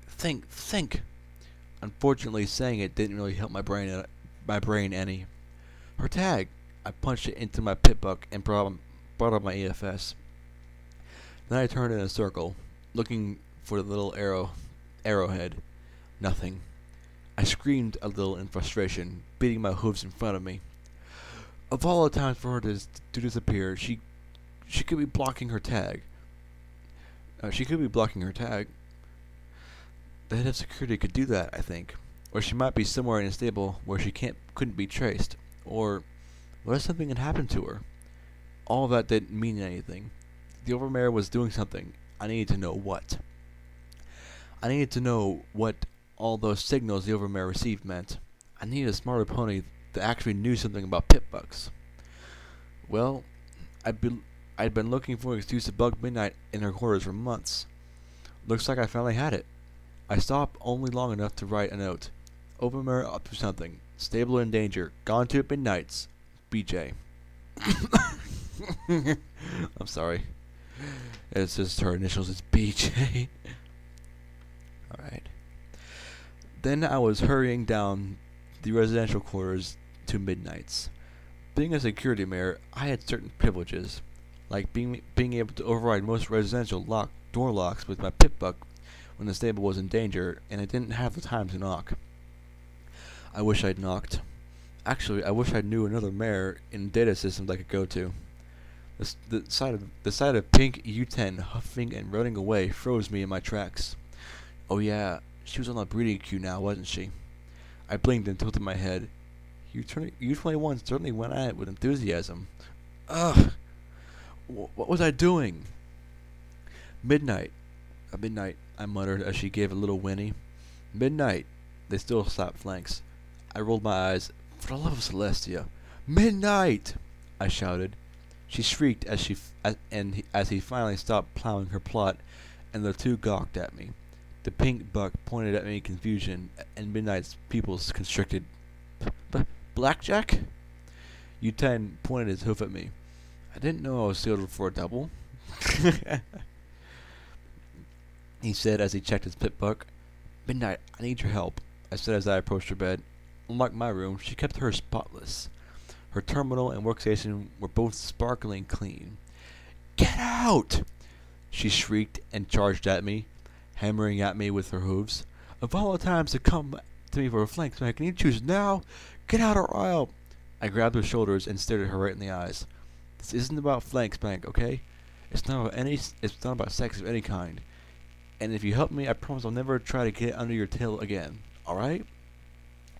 She closed her mouth, looking annoyed, then troubled, then a little pouty.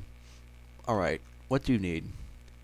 The overmare is getting a signal from outside the stable, I explained as I found the recording on my pit buck. I need to know what it's saying. Playing the odd string of beeps and boops seemed to finally convince her I was serious. She gave me one long glance and then sighed, trotting to her workstation. You are going to owe me so much for this, Blackjack, she muttered as she activated her terminal, her horns magic pressing keys infinitely faster than I could. She attached her cable to my pit buck. U10 hummed to himself as he stood patiently off to the side by the door, looking over Midnight's knickknacks. Midnight's roommate was nowhere to be seen. No surprise. I wouldn't want to be around another mare on the queue. Probably. It's a stable tech transmission code, alright. Old one, too. None of our stable security modifications. Midnight said softly as she worked. Time was crawling by, and I kept swapping my tag back and forth. Mom was off the system. Daisy was by the main entrance. I thought. So was the overmare. Now Daisy was moving back to security? My ears twitched as I thought I heard something. One benefit of life in Stable 99 was the quarters were nearly soundproof. It shouldn't be hard to clean it up, she said as she manipulated the file in her terminal. And done, she said triumphantly. Then she frowned. Wait, it's a text file. I blinked, leaning in to make sure I didn't mistake it. Stable Tech Security Forces incoming tonight. 100 hours. Have EC-1101 prepared for extraction. You're doing the right thing, Overmare. You'll be getting control of your stable back. Deus. Stabletech wants the program? Why? Midnight blinked. We haven't removed the encryption on it yet. I have no idea, I said with a sigh. Where is this EC-1101? Wait. Forget the file. In the stable's in the stable's communication mainframe. You can access it in Maintenance 1 outside the Overmare's office. Since we couldn't break the encryption, I had it bundled for transfer to a pit buck. Excuse me. It's a weird file. I had to package it in a permanent rewrite protocol, she said in a rush. My ears twitched again at a distant sound. What was that noise, and why was my mane crawling? Not good, not good, not good. She must have taken my look for confusion, because she simplified herself for me. Once you put that file on your pit buck, there's no way to take it off. It'll be permanently etched into your pit buck's data matrix. Whoa, that's actually kind of cool. I want some of those. Put Minecraft on it. Such a Minecraft nerd. Oh well. I looked at her. She was still talking about the file? I looked at my pit buck. One of the most commonly used features was the chronometer. The time? 01:22. There was a beep of an override on the door, and it hissed open. U-10 smiled genially as he turned to face the door beside him. There were 500 ponies in Stable 99. I might not know all of them by name, or even quite all of them by sight, but looking at the mare in the doorway, there was no possible way that she could have been from our stable. Her mottled hide was stained and blemished yellow, decorated with scars and bite marks. The whites of her eyes were stained a solid piss yellow. Her mane had been pulled into bloody spikes. She wore barding made of strips of leather and tires, and decorated with countless nails jutting out. Her reeking brown teeth curled in a grin of pure glee. Oh shit. No, not good, not good, not good, not good. Raider, run, run. That was me talking, not Blackjack. Sorry. And if any of us had the slightest doubt remaining, she blew off U-21's head with the sawed-off single-barrel shotgun clenched in her jaws. Bits of blood, bone, and brains splattered over both of us as the pink unicorn dropped in a thrashing heap. The mare spat out the gun, casually reloading it as she giggled. Bang! You're dead. She slurred around a bloody tongue. It looked chewed. Midnight stood there, stunned and wetting herself. I was not far from that state myself, but unlike her, I was security. The fear and horror I felt was unceremoniously shoved into the closet in the back of my brain, where I put all the things I didn't want to think about, leaving me with enough wits to telekinetically pull out my baton just as the mare snapped the shotgun close. With a crack, the glowing metal rod tore the bite grip from her rotten teeth, and, from the sound of it, probably broke the firearm. Unlike Midnight, this mare wasted no time in counterattacking. Rearing up, she slammed me to the ground next to U-21's body with enough force to make me see stars. The baton went bouncing away somewhere out of sight. She was on top of me, drawing a rusty carving knife from a sheath at her shoulder. She jabbed a dull tip into my security barding, twisting her head back and forth as she tried to work it through the tough fabric and into my throat. I glanced at the slain unicorn beside me, and at the paralyzed Midnight who would be next. I looked down at the knife and applied all my magic to the blade, fighting to twist it away. The rusty metal shook as the mare bit down even more tightly. Then the rusty knife snapped in two, and I reversed the tip with a telekinetic shove. I rammed the sharp metal as deep into her throat as I could. Her yellow eyes shot wide as her sliced throat spurted blood over my chest and neck, smearing my barding with her gore. Finally, something gave inside the nightmarish mare, and she slumped limply against me. I gasped, my heart hammering as I kicked my way clear. I just killed a pony. A diseased and demented pony, but a pony nonetheless. Before I let that train of thought go any further, I wrestled it into that closet with the rest of my other things I didn't need in my head for now. Because right now, Midnight was going into shock, and she stared at the corpses in her quarters. I looked at the bloody pit buck on the murderess's foreleg.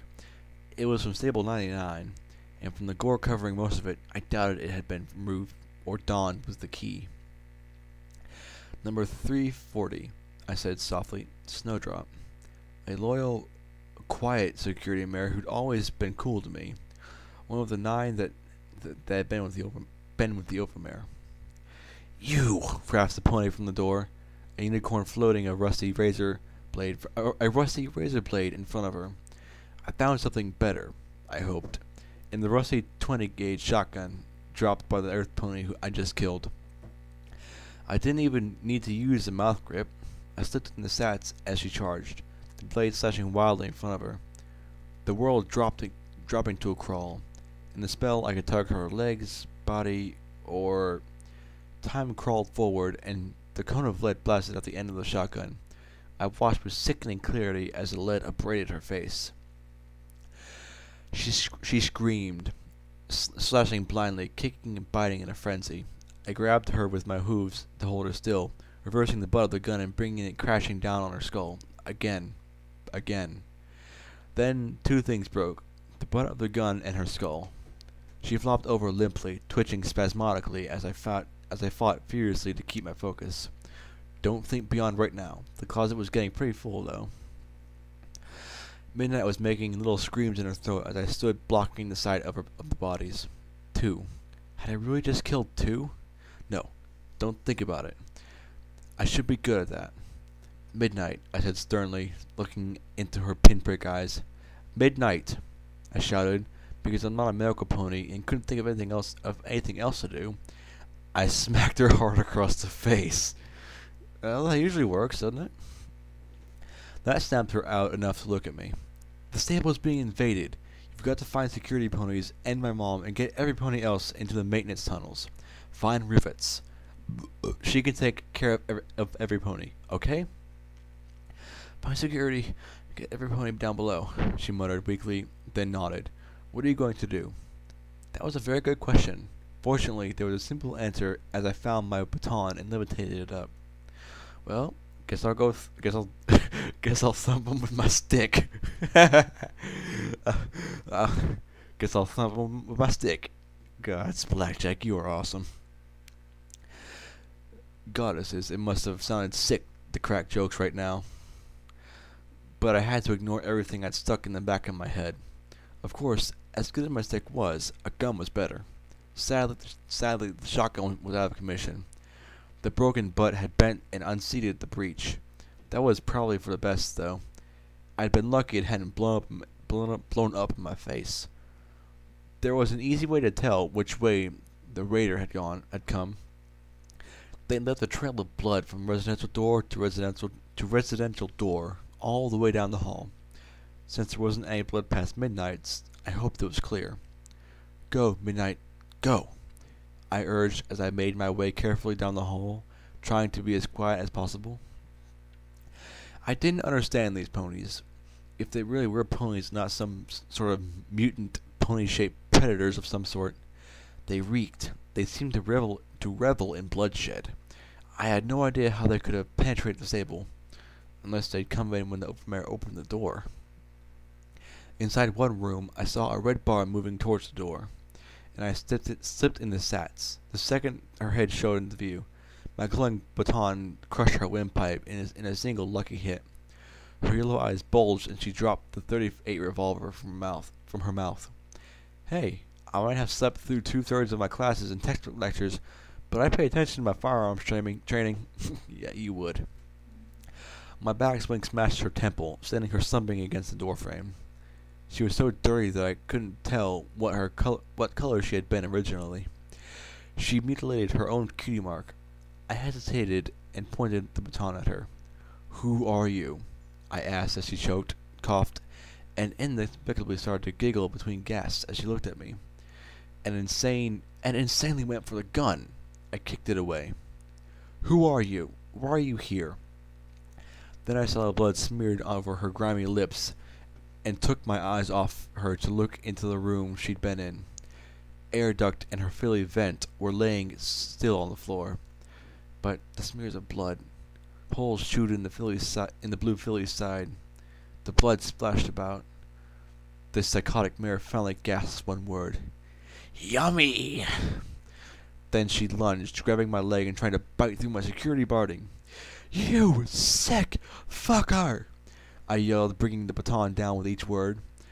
Her skull finally cracked, blood leaking from her orifices, and with a sigh she went still. Okay, murderers? I got that. Crazy I could deal with too. But how the fuck did these ponies get into the habit of eating other ponies? I looked at Vent. Had she been dead when... Okay, puking now. I couldn't help myself, my lunch coming up in the doorway. When I finished, I did all I could to lock that thought in with the others and pushed a mental dresser against the closet door in the back of my mind. I could freak out and deal with this later. I checked the revolver. 4 rounds and 6 more on the Earth Pony mare. 3 down. How many to go?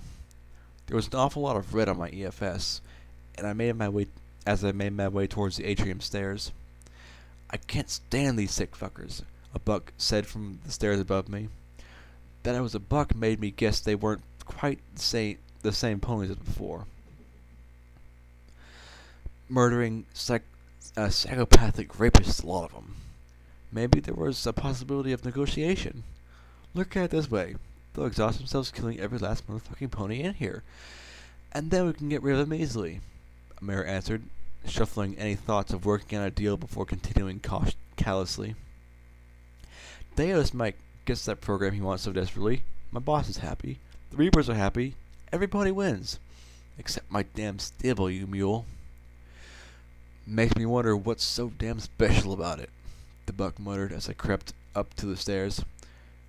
Deus just grabs a dozen of us at random from the arena, trusts us out here, fetches us these nutjob raiders, and waits for a stupid cunt to open the door? It's smart. He knows a Philly flasher like me would never work with a half-heart gang loser like you to screw him. This way, every pony gets their caps and every pony's happy, the mare said matter-of-factly. I could make out her head now, and I pointed the rusty .38 revolver at it. I licked my lips and swallowed. All I had to do was pull the trigger. Just pull the trigger. But she wasn't like the other murderers. She seemed sane, if callous and wicked. Somehow, I had no doubt she would have the same hesitation if I were in her sights. But that was the difference. If I killed her, I tried to push myself. The pale mare was dirty and streaked with blood. Her shaggy black mane smeared with gore and some kind of grease. She had a necklace of cheap-looking gemstones. She was a pony. A person. How could I just shoot her? Then she glanced at me, and her eyes widened as she narrowed as she smiled. Aw, stable pony's got a piece. Bet she can't fire it, she said as she ducked her head to her leg holster and drew a weird metal box with a mouth grip. It didn't matter though. If she was pointing it at me, I doubted it was any good. Or anything good. And from the look in her eyes, the pale earth pony was dead certain I wouldn't fire back. I wasn't sure I could either. The shot was luck. Pure luck. I caught her in the left eye and blew a bloody chunk out behind her left ear and over the buck.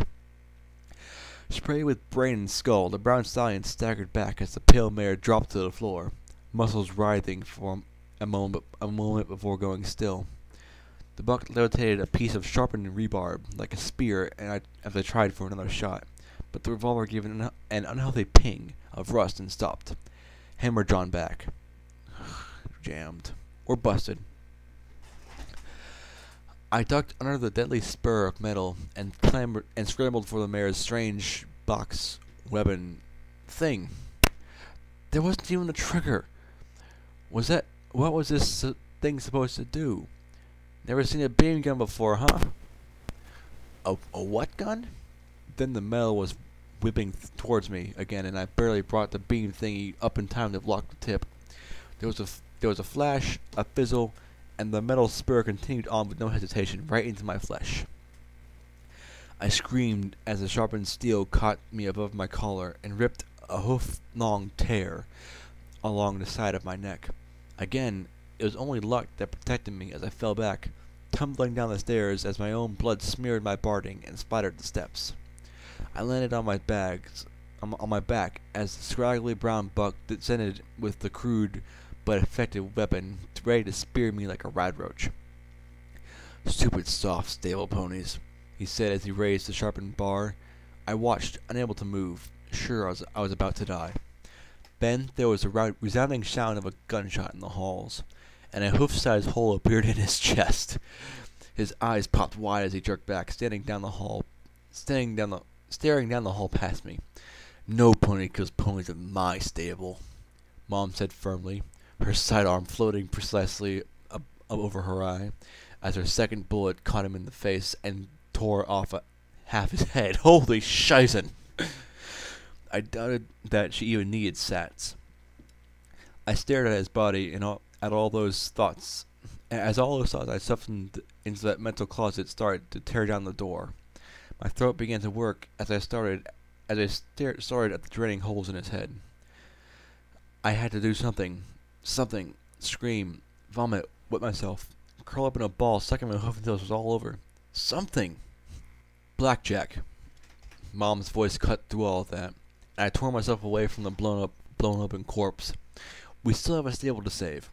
Her calm words were a layer of concrete across the door in my mind.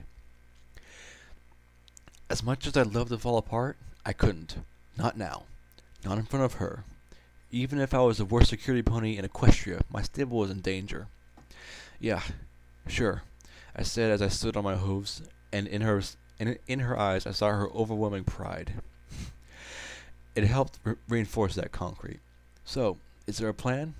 "A plan would be nice, so long as it wasn't my plan. I still don't know what's going on, or how these things got in here," she said as she checked her sidearm. "Some pony taught them the basics of how to use pit bucks. They went right for security pony's quarters.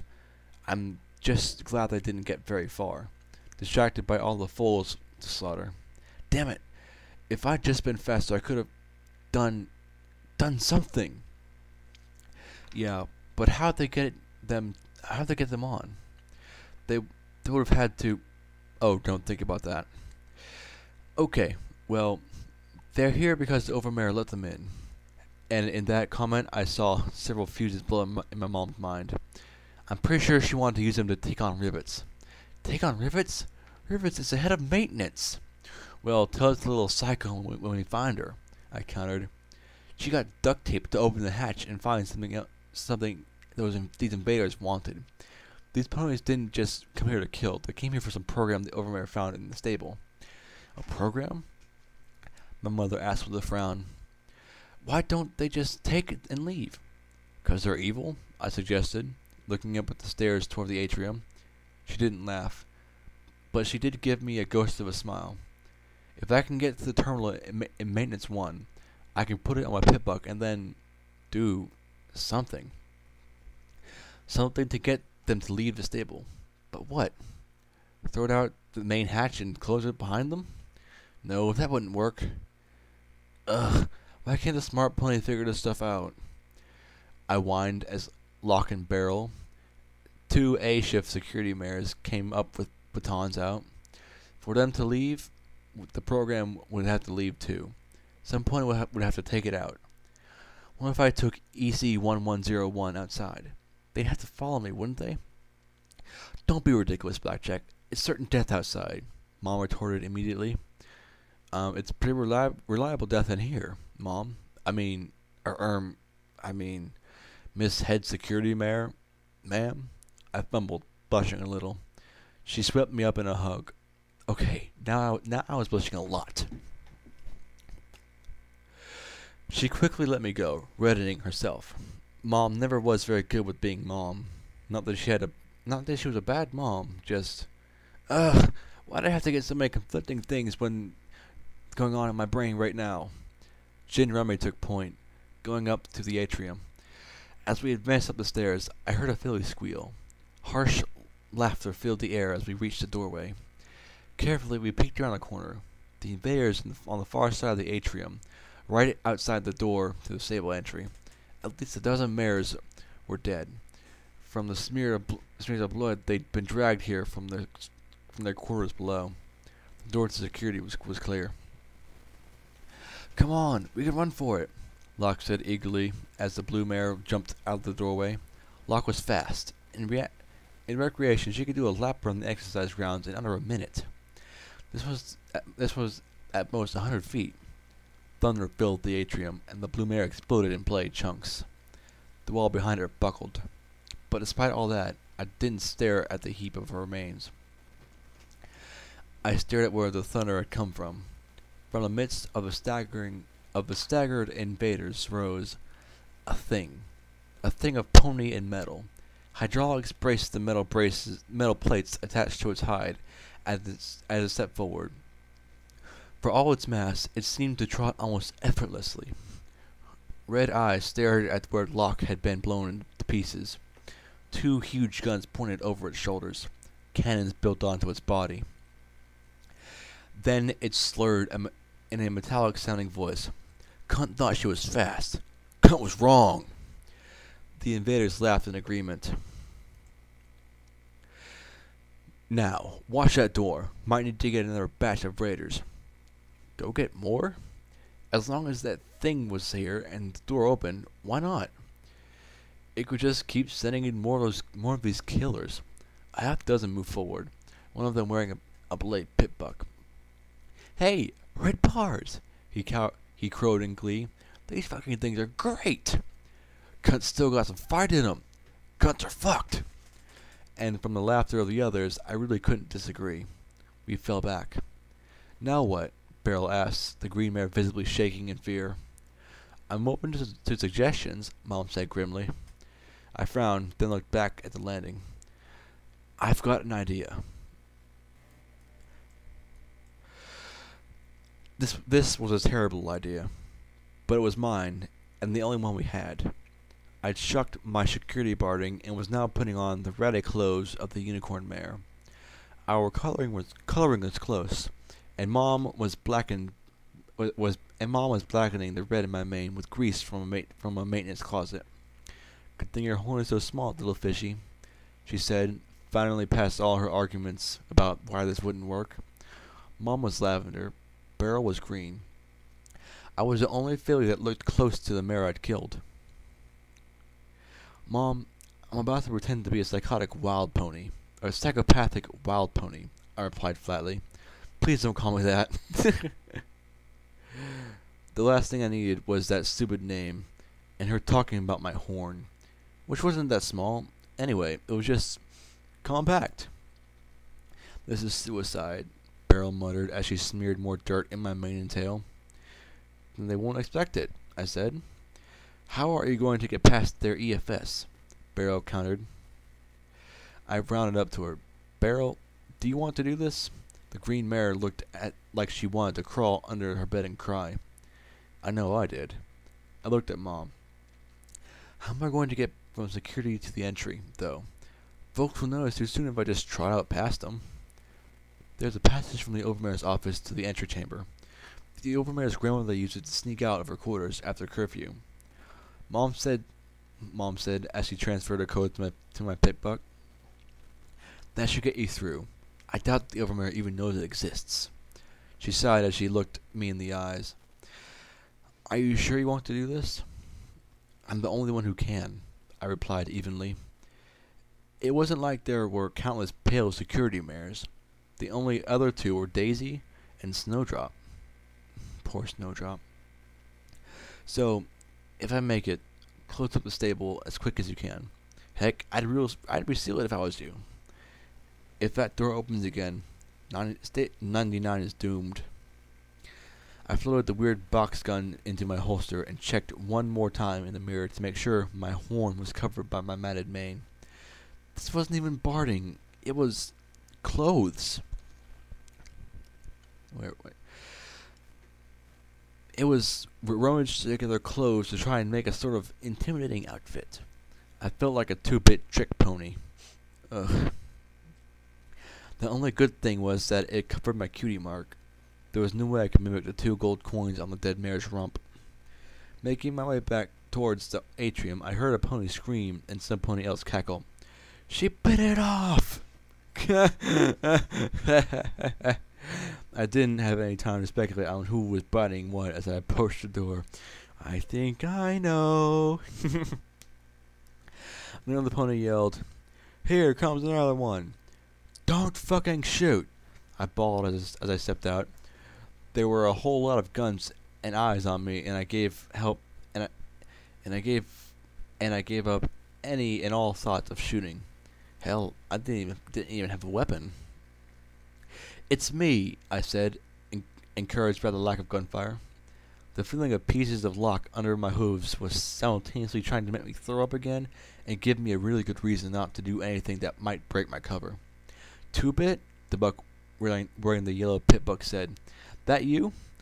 "Of course. Who the fuck do you think it is?" I countered as my belligerent tone seemed to put him at a sullen ease. "What the hell is going on down there? I thought the scum had taken out all their fighters," he said sourly. "But I got some curie ponies for putting up a fight," I countered. The metallic voice grated. "Then what are you doing up here, cunt?" I stared at the metallic monster. Our eyes met. I heard a tiny whir as its red, glowing eyes tracked my movements. I nearly died right there, because in that instant I almost forgot I was supposed to be an earth pony. I ducked my head, bit the mouthguard, and pulled the damaged weapon out of my holster. Apparently something that struck half the ponies as hilarious. "Flasher lost her flash!" "Ha!" The buck wearing the pit buck roared in glee. I wanted to balk. Instead, I glared over the mouthguard, but the metal monster pony didn't find it funny.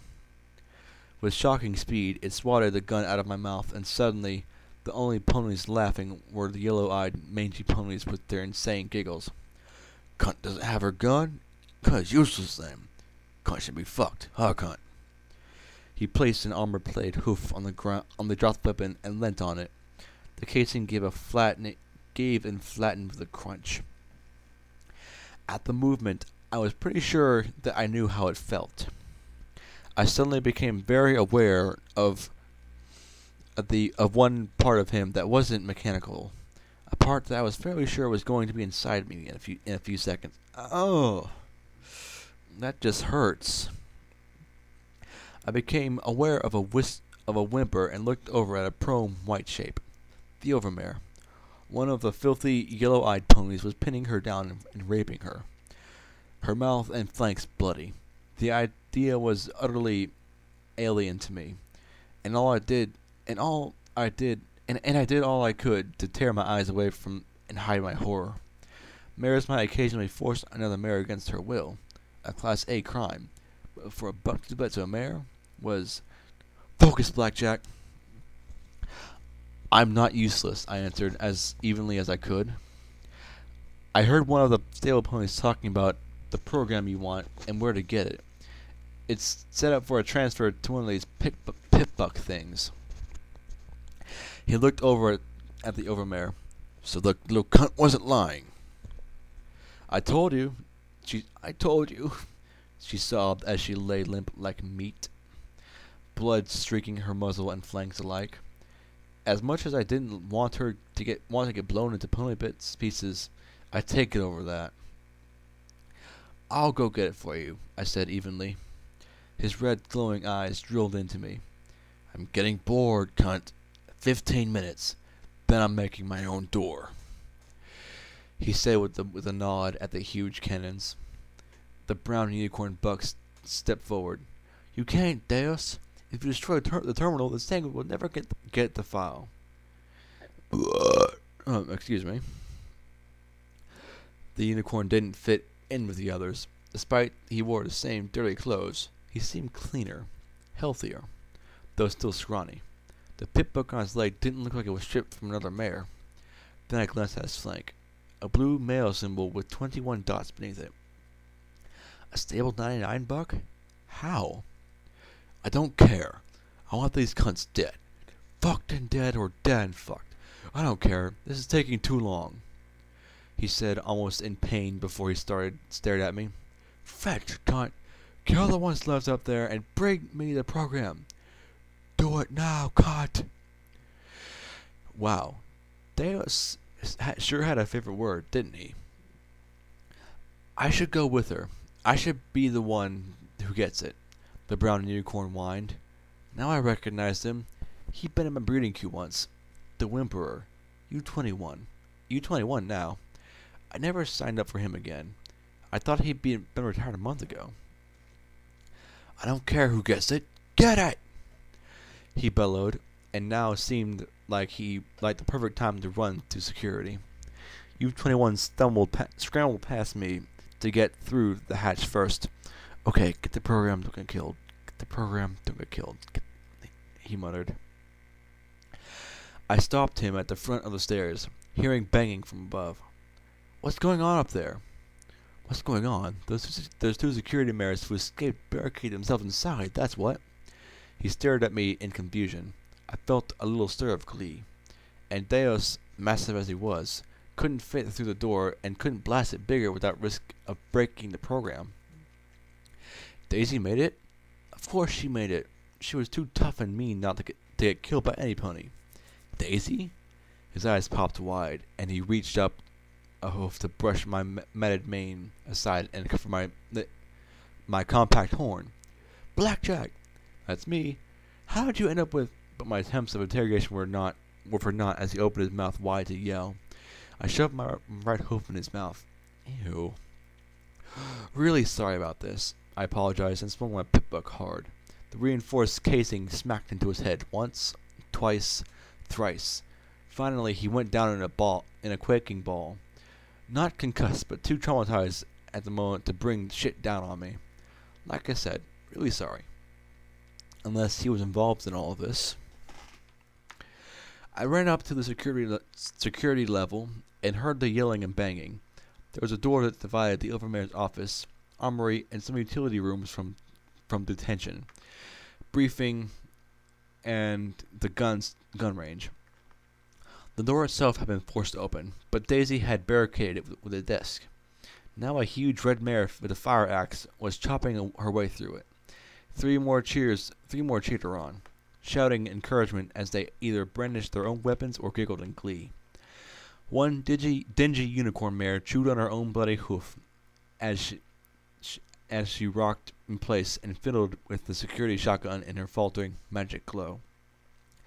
A second earth pony buck brandished an automatic pistol as he growled and spat cheers around the mouth grip. The last was another yellowed buck, grinning in glee and anticipation and knocking a baseball bat between his forelegs, as the red mare chopped again and again. Hey, can I see that? I asked as I pointed a hoof to the shotgun and a grin at the mare. The pupils of her yellow eyes were pinpricks. Who the fuck gave this mare a gun? She was chewing on the end of her leg so much that I thought she was going to gnaw it right off. She gave me a delighted giggle and pointed it at me. See? I nearly soiled myself as she pulled the trigger. At least no pony had been dumb enough to give her ammunition. Give me that, I said as I grabbed the floating weapon with my hooves. Her magic was shit and collapsed as it tugged it from her grasp. Where are the shells? I asked the automatic wielding buck. He arched a brow, stepping skeptically. I looking at my empty holster.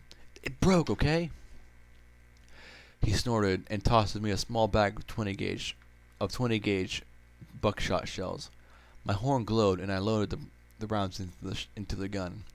He spat his pistol into his holster to speak. Just make sure you keep away from that psycho, he said, not taking his eyes off the barricade and waving a foreleg at the mare I'd taken the shotgun from. Why the hell Daces brought them along, I'll never know. What's wrong with her? I asked. Who knows? Raiders scum like her are all alike, he muttered. Once they get that way, they're as good as dead. He looked at me as I racked the shell into the chamber. You know how to use that thing? Then his eyes widened as he took in the glowing shotgun. Wait, weren't you? Yep, was all I replied. I looked him right in the eyes, and I slipped in the sats and realized that what I was about to do. What I was really about to do. The sane raiders I'd killed had been attacking me, and she died more by accident than anything. But now, with time practically frozen, I looked into his eyes and deliberately toggled 2 shotgun blasts to the head. It was still self-defense. I was security, and I was protecting my stable. It didn't make it any easier, but it did make it possible. Time returned, moving as if in molasses. The stable tech assisted targeting spell slowly discharged, and I watched a cone of lead fan out in a narrow wedge of death. I watched his flesh pulverize and tear away around each pellet, his head deform, and blood and bone fly away behind him. The second shot repeated the devastation, and I watched in horrified fascination as his head detached completely and dropped like a sack of meat. And he dropped like a sack of meat. I stood there for a second, staring in shock. I just decapitated a pony. It was a second too long. With a scream, the mare with the bloody hoofs launched herself at me, as the buck with the baseball bat swung wildly. The clothes I wore were little protection against the heavy impact of the bat. Sweet Celestia, he'd driven nails through the end. I cried out in pain as the rusty length pierced deep into my shoulder. This seemed to make the mare enter into a frenzy of biting and chewing, snapping at my neck as I tried to shove her away. The only upside was that, with the 2 crowding me, the mare with the fire axe couldn't chop me down. Unfortunately, she had the presence of mind to dive for the dropped automatic. Sats took a while to recharge, so in the meantime I backpedaled for the stairs, firing wildly at the maddened pair. One of the perks of a shotgun was that close was good enough in tight quarters like this. The shotgun had held 5 more shells, and I pumped them out as rapidly as I could, the buckshot peppering them with oozing wounds. It was nowhere near as effective as the first 2 shots, though. Sat's accuracy was truly terrifying. I was glad that none of the opponents had seemed to have access to it or knew what it could do. The buck went down with the 4th round, giggling even as foamy blood poured out of his mouth. The 5th shot missed the mare entirely. She slammed her bloody hooves against me in a frenzy, cackling all the while. I saw the red mare pick up the dropped automatic pistol and turn towards me. I don't have time for this, I shouted, throwing my hooves around the frenzied mare's throat and twisting as my horn furiously scrambled to reload. The pistol's 9mm rounds thumped into the mares with abandon. Clearly, the psychotic mares were disposable. She didn't even seem to realize she was shot. But I certainly did, as I felt the bite of one that traveled through my temporary shield. Hugs! The mare rattled in my ear before she slowly slumped down out of my grasp. Ugh, creepy. Fortunately, I'd reloaded my weapon, and the red mare seemed to realize that the shotgun trumped pistol and axe. I fired as rapidly as I could, and she snatched her axe in her mouth and raced across into the briefing room. Reloading, I ran to the door. There were a few offices and detention through there. Then there was a loud bang behind me, and 10 red-hot needles stabbed into my rump. Screw this plan. I was never, ever going without burning again. I saw the honey-yellow glow up from around the shotgun and cried out, "Marmalade, it's Blackjack! Stop shooting me!" I could feel the burn as the pellets in my backside. Sweet Celestia, I'd never get shot again if I could help it. I slumped as I heard the barricade being drawn back. The red bar wasn't moving towards the door. Maybe she was waiting for help to arrive. It didn't matter. It was just a second. In just a second, Daisy would smash my rear legs out from under me, kick me on my back, and knock the wind out of me with a blow to my gut. Ow. Okay, not what I'd been expecting. I screamed as I rolled over onto my back just in time to block her next strike with the reinforced casing of my pit bug. Daisy, it's me, Blackjack. I coughed and sputtered. She looked at me coldly, spinning out her baton and twirling it on its loop around her hoof. I know. If we're all about to die, at least I get the pleasure of finishing you off. I stared up at her, and oddly, the words Desus was so fond of roared through my mind. God! that was just for my entertainment. My anger was enough to get a little more oomph from my horn, and I grabbed her baton, using the loop to twist her foreleg up, in and up. Overbalanced, she crashed forward on her side and I rose, pressing my shotgun to her face. I don't have time for this, I said, my heart thundering in my chest. The shotgun shook as my magical focus was rattled, and I hoped that that closet would stay sealed closed. I know we have problems, but I have a plan to save the stable. So please cut the pony shit, and you can just kill me when I get back. Back? Marmalade blinked slowly. She'd been badly beaten and had blood matted around her mouth. You're going somewhere? Outside, I said as I turned away from Daisy. I couldn't kill her.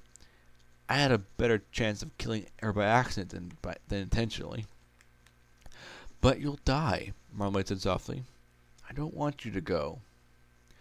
I rose to my hooves, my backside really complaining as I limped to the door. Really? Why?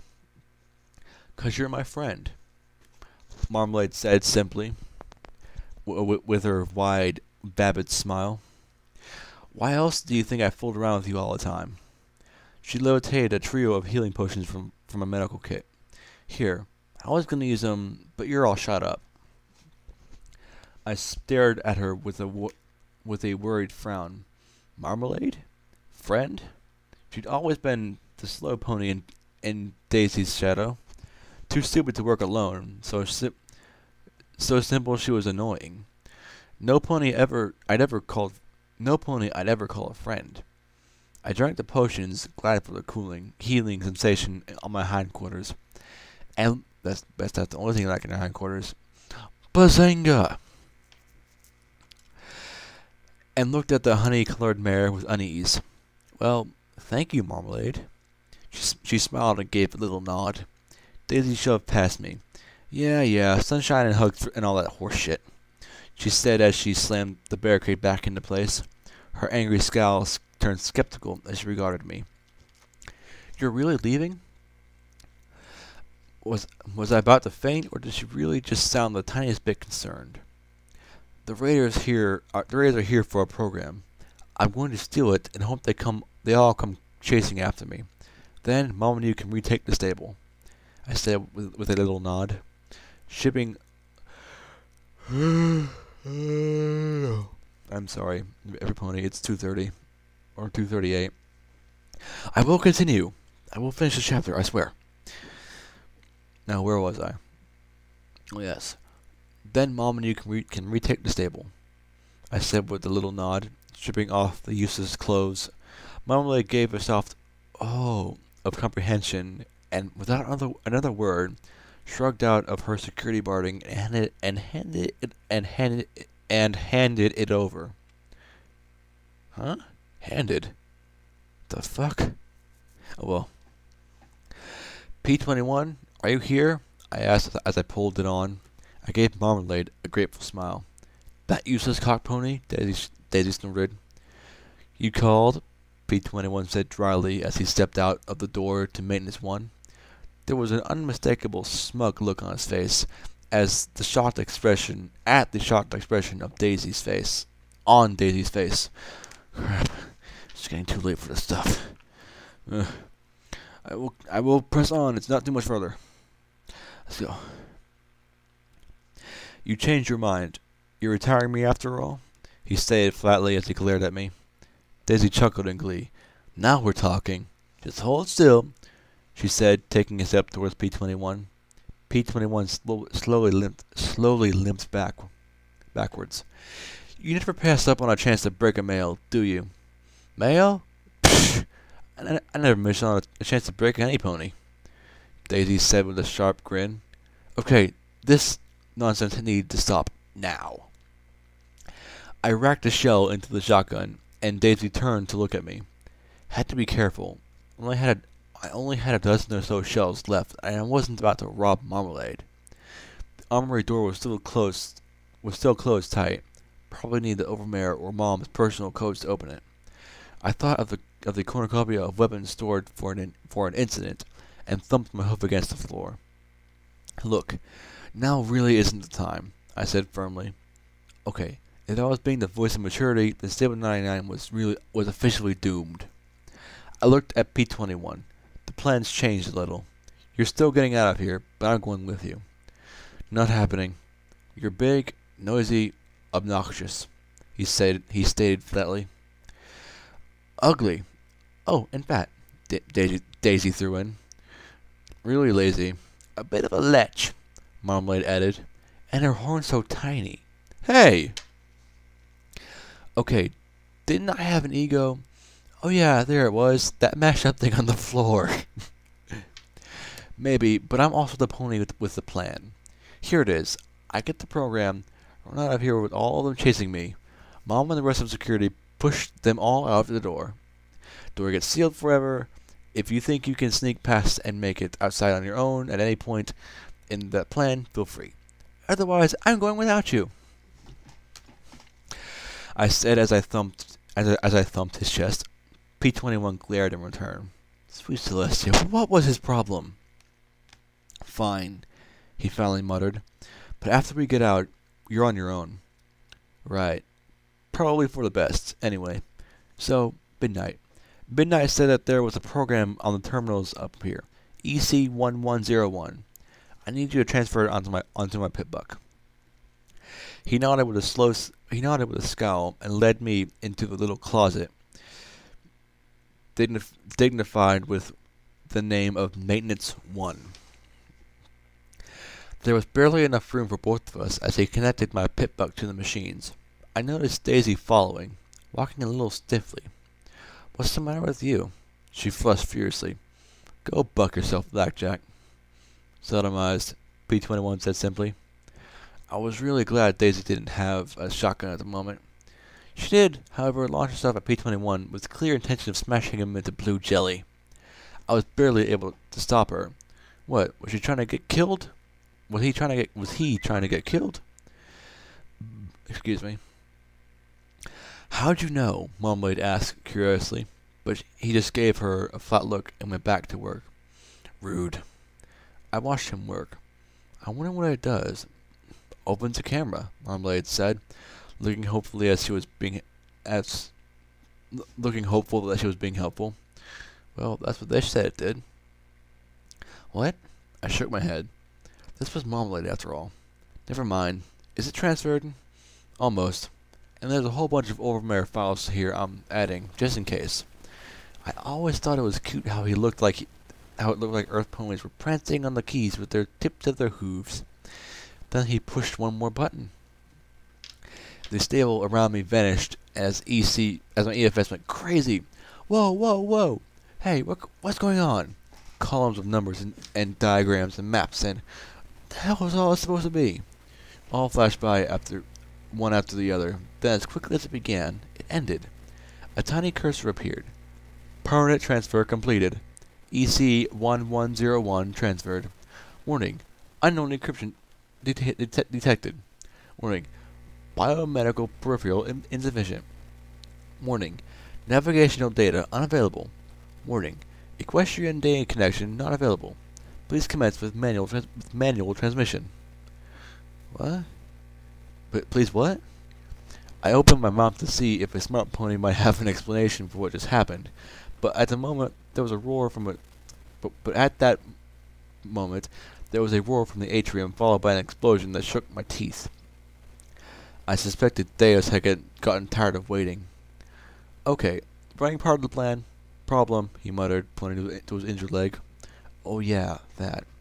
I pulled out another syringe of Medics, jabbed it into his leg, and immediately injected the painkiller. Problem solved. I could have used some myself. I had one hell of a headache from that light show. We moved into the Overmare's office. The room looked ransacked. It had probably been searched before Daisy and Marmalade got away. They hadn't guessed that the program was in a little room right next door. Though it looked like some pony had pissed all over Overmare's huge ring-shaped desk, it was still intact, as was an old piece of paper taped behind it. The title caught my eye. Enemies was crookedly scrawled at the top of the page in large block print.